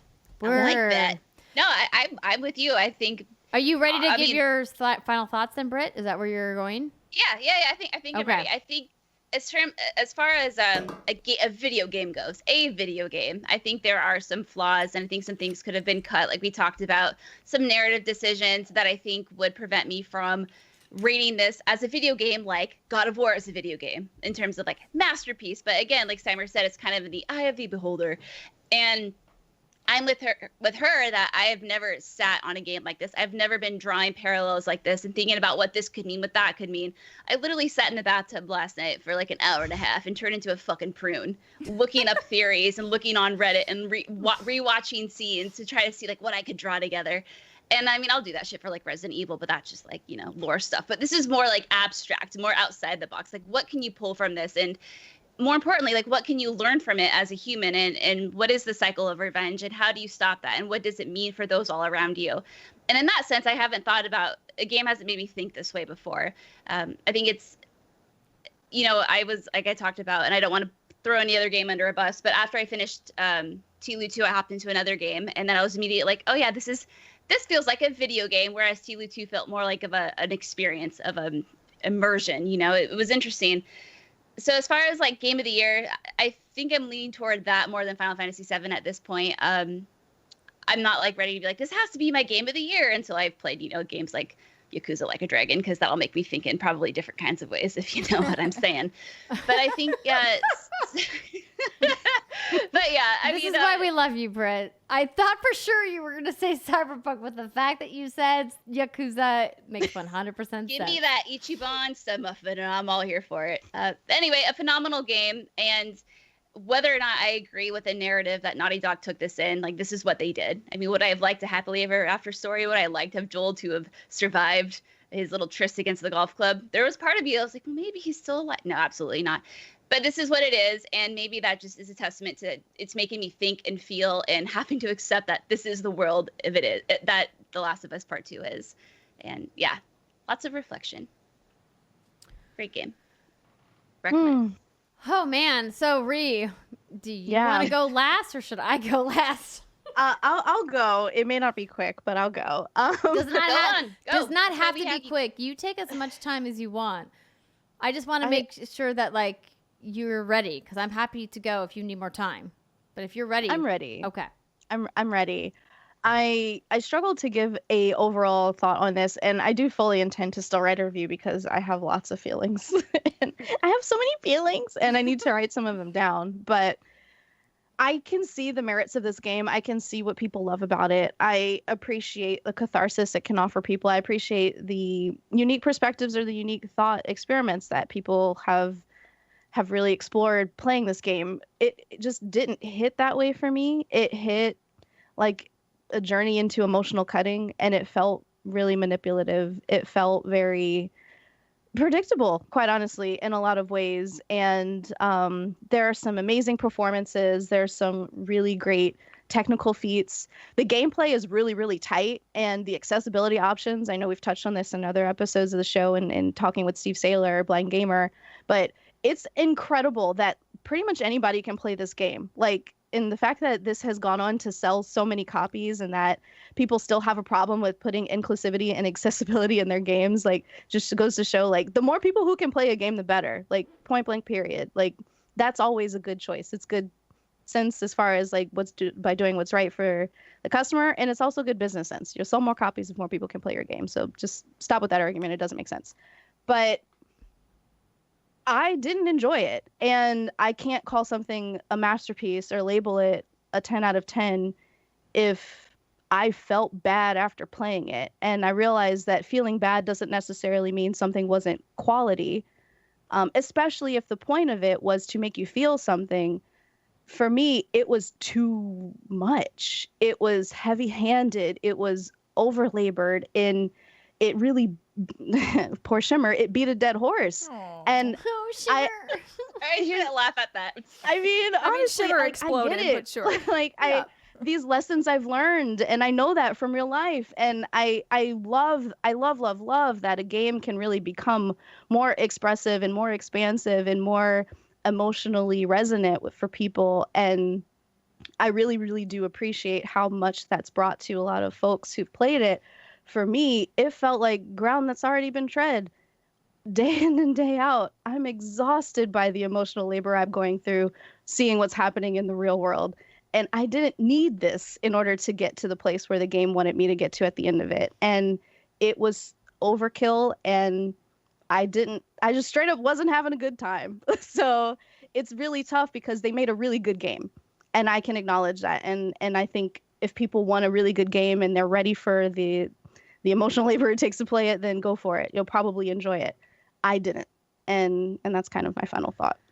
Oh my God. If only I could just like say ditto, because like, I'm so glad that you made your thoughts first, because like you so eloquently articulated so much of what I've been going through and what I've been struggling to articulate about this game. And when I think about like my final thoughts and how they echo so much of what you've said, it's not just that like the world is hard right now. I think your point about them belaboring emotions about things that people are going through, it's like they don't necessarily need to belabor that, because we can see it in front of our eyes. It's happening in real time in front of us, these really heavy emotional things. And it was interesting hearing from you, Ree, when we were early talking about some of the reviews that came out of like, it's clear that some people who find this more impactful, specifically talking about some of the white male reviews that are out there, and there's a lot of them, about how they have very similar viewpoints because they clearly haven't gone through some of these traumas, and they find it poignant and impactful because they don't know what this trauma looks like.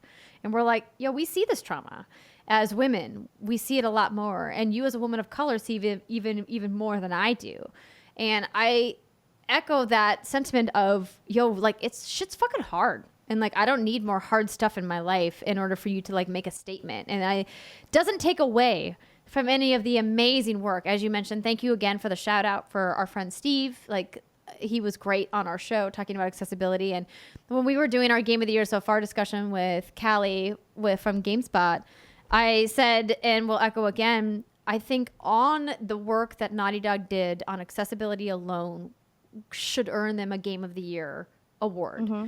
Because the idea that they said, we're going to make a game that's really fucking hard to play from a stealth perspective, mechanics, survival, horror, suspense, and then throw the really fucking heavy narrative on top of that. We're going to try to make this as accessible as possible. They deserve a lot of accolades for that. And I'm so glad that they have said, we will work with whatever developers want to come to us and learn from what we've done. And let's try to make this a standard so that everybody can play as many games. That alone, to me, earns them the Game of the Year award, because I think that there's not enough developers that push that kind of innovation. And I think that they deserve all of the fucking pats on the back for that. I think they also deserve lots of pats on the back and awards for what Steimer said, making us feel something, making us think about something, making us have these conversations. We've never done a spoiler cast that's got almost 3 fucking hours, right? It's this, and we missed so much stuff. We didn't talk about the museum. We didn't talk about a bunch of these flashbacks. So we could have kept talking probably. Yeah, there's a lot to unpack here, and I think that is a testament to the phenomenal work that Naughty Dog did. And it was so hard for me. When people wanted to come at me and attack me for feeling angry, I'm like, no, I get to feel my emotions about this game. It doesn't mean the game is bad. Just like you said, this is a great game. This is unequivocally, unarguably, to not be contested. This game is a phenomenal game. The gameplay is tight, as you said. The stealth is phenomenal. The atmosphere building is second to none. The animation is gorgeous. As the review that I mentioned from Polygon, the beautiful places you go to do your murders are so beautiful. It's so true. There's so much about this game. It's Seattle too. The fact that the island is just fucking Mercer Island. That stuff is really cool. Yeah. Sorry, go ahead. There's so much about this game that I absolutely adore and love, and I'm so glad I've had time to sit with my feelings. But as you said, Ree, there's so much of it that I just am not okay with. And I want people to play that are ready to play, but I also want to warn people that if you're not ready, take your time. Hopefully you can't someday. warn them at this point. No, but I mean, but like I said in my tweet, not deep into our spoiler cast. If you're not ready to play yet, don't play. Play when you're ready. And even if you haven't played and you're listening to our spoiler cast because you're I'm never going to play, I would encourage you at some point in your life as required gaming, once you're ready and you're emotionally prepared, play. Because I think that what Naughty Dog has done will forever stand the test of time of a piece of interactive art that showcases what the incredible power, what the incredible medium of video games can accomplish. Mm-hmm. And that's my final thought. Snaps. There you go. We've all given our final thoughts. We've done the thing. We've played Tilu 2. Woo. We did I want to vote for Final Fantasy 7 because, damn, I love that honeybee Inn scene. Can I vote for Apex again? Yeah. We missed you today, Ree, and I know that people who are listening to the spoiler cast may or may not have seen our convo, but I was hoping we were going to get to talk about Apex. But we'll talk about it. Later. We'll talk about it. Don't worry. We'll have plenty more chances. Yeah. Whew. Man, this has been a whole thing. So much more we could talk about too. Yeah. I hope this instills conversation in all of you listening and all of you watching. I know that a lot of you are having your conversations in our Discord, in our Facebook fan page, with your friends and family who have played or who have not played, to be this is a powerful thing, and all we can do is applaud Naughty Dog for making something powerful, that will stick with us, and for making something beautiful. And also, like, shout out to all of the actors who did a freaking amazing job. Jesse. Cool shout out to Jesse. He's like, I'm thirsty. Hey Jesse. Hey, Jesse, what you doing later? Oh, you dead? That's fine. I don't care. Gosh. All right. Well, that is going to do it for this episode of What's Good Games. We'll be back next week with our games of the year so far. Yes, there's more T-Lou talk, but don't worry. We don't dive this deep. We keep it very spoiler-free. Just more about mechanics. So if you're like, yo, you didn't talk about gameplay systems, all that, we really talk about that a lot in that conversation. So if you were looking for more of that, that is the place to get that talk. Thank you, everybody. Have a great weekend. We'll see you next time. Bye. Bye.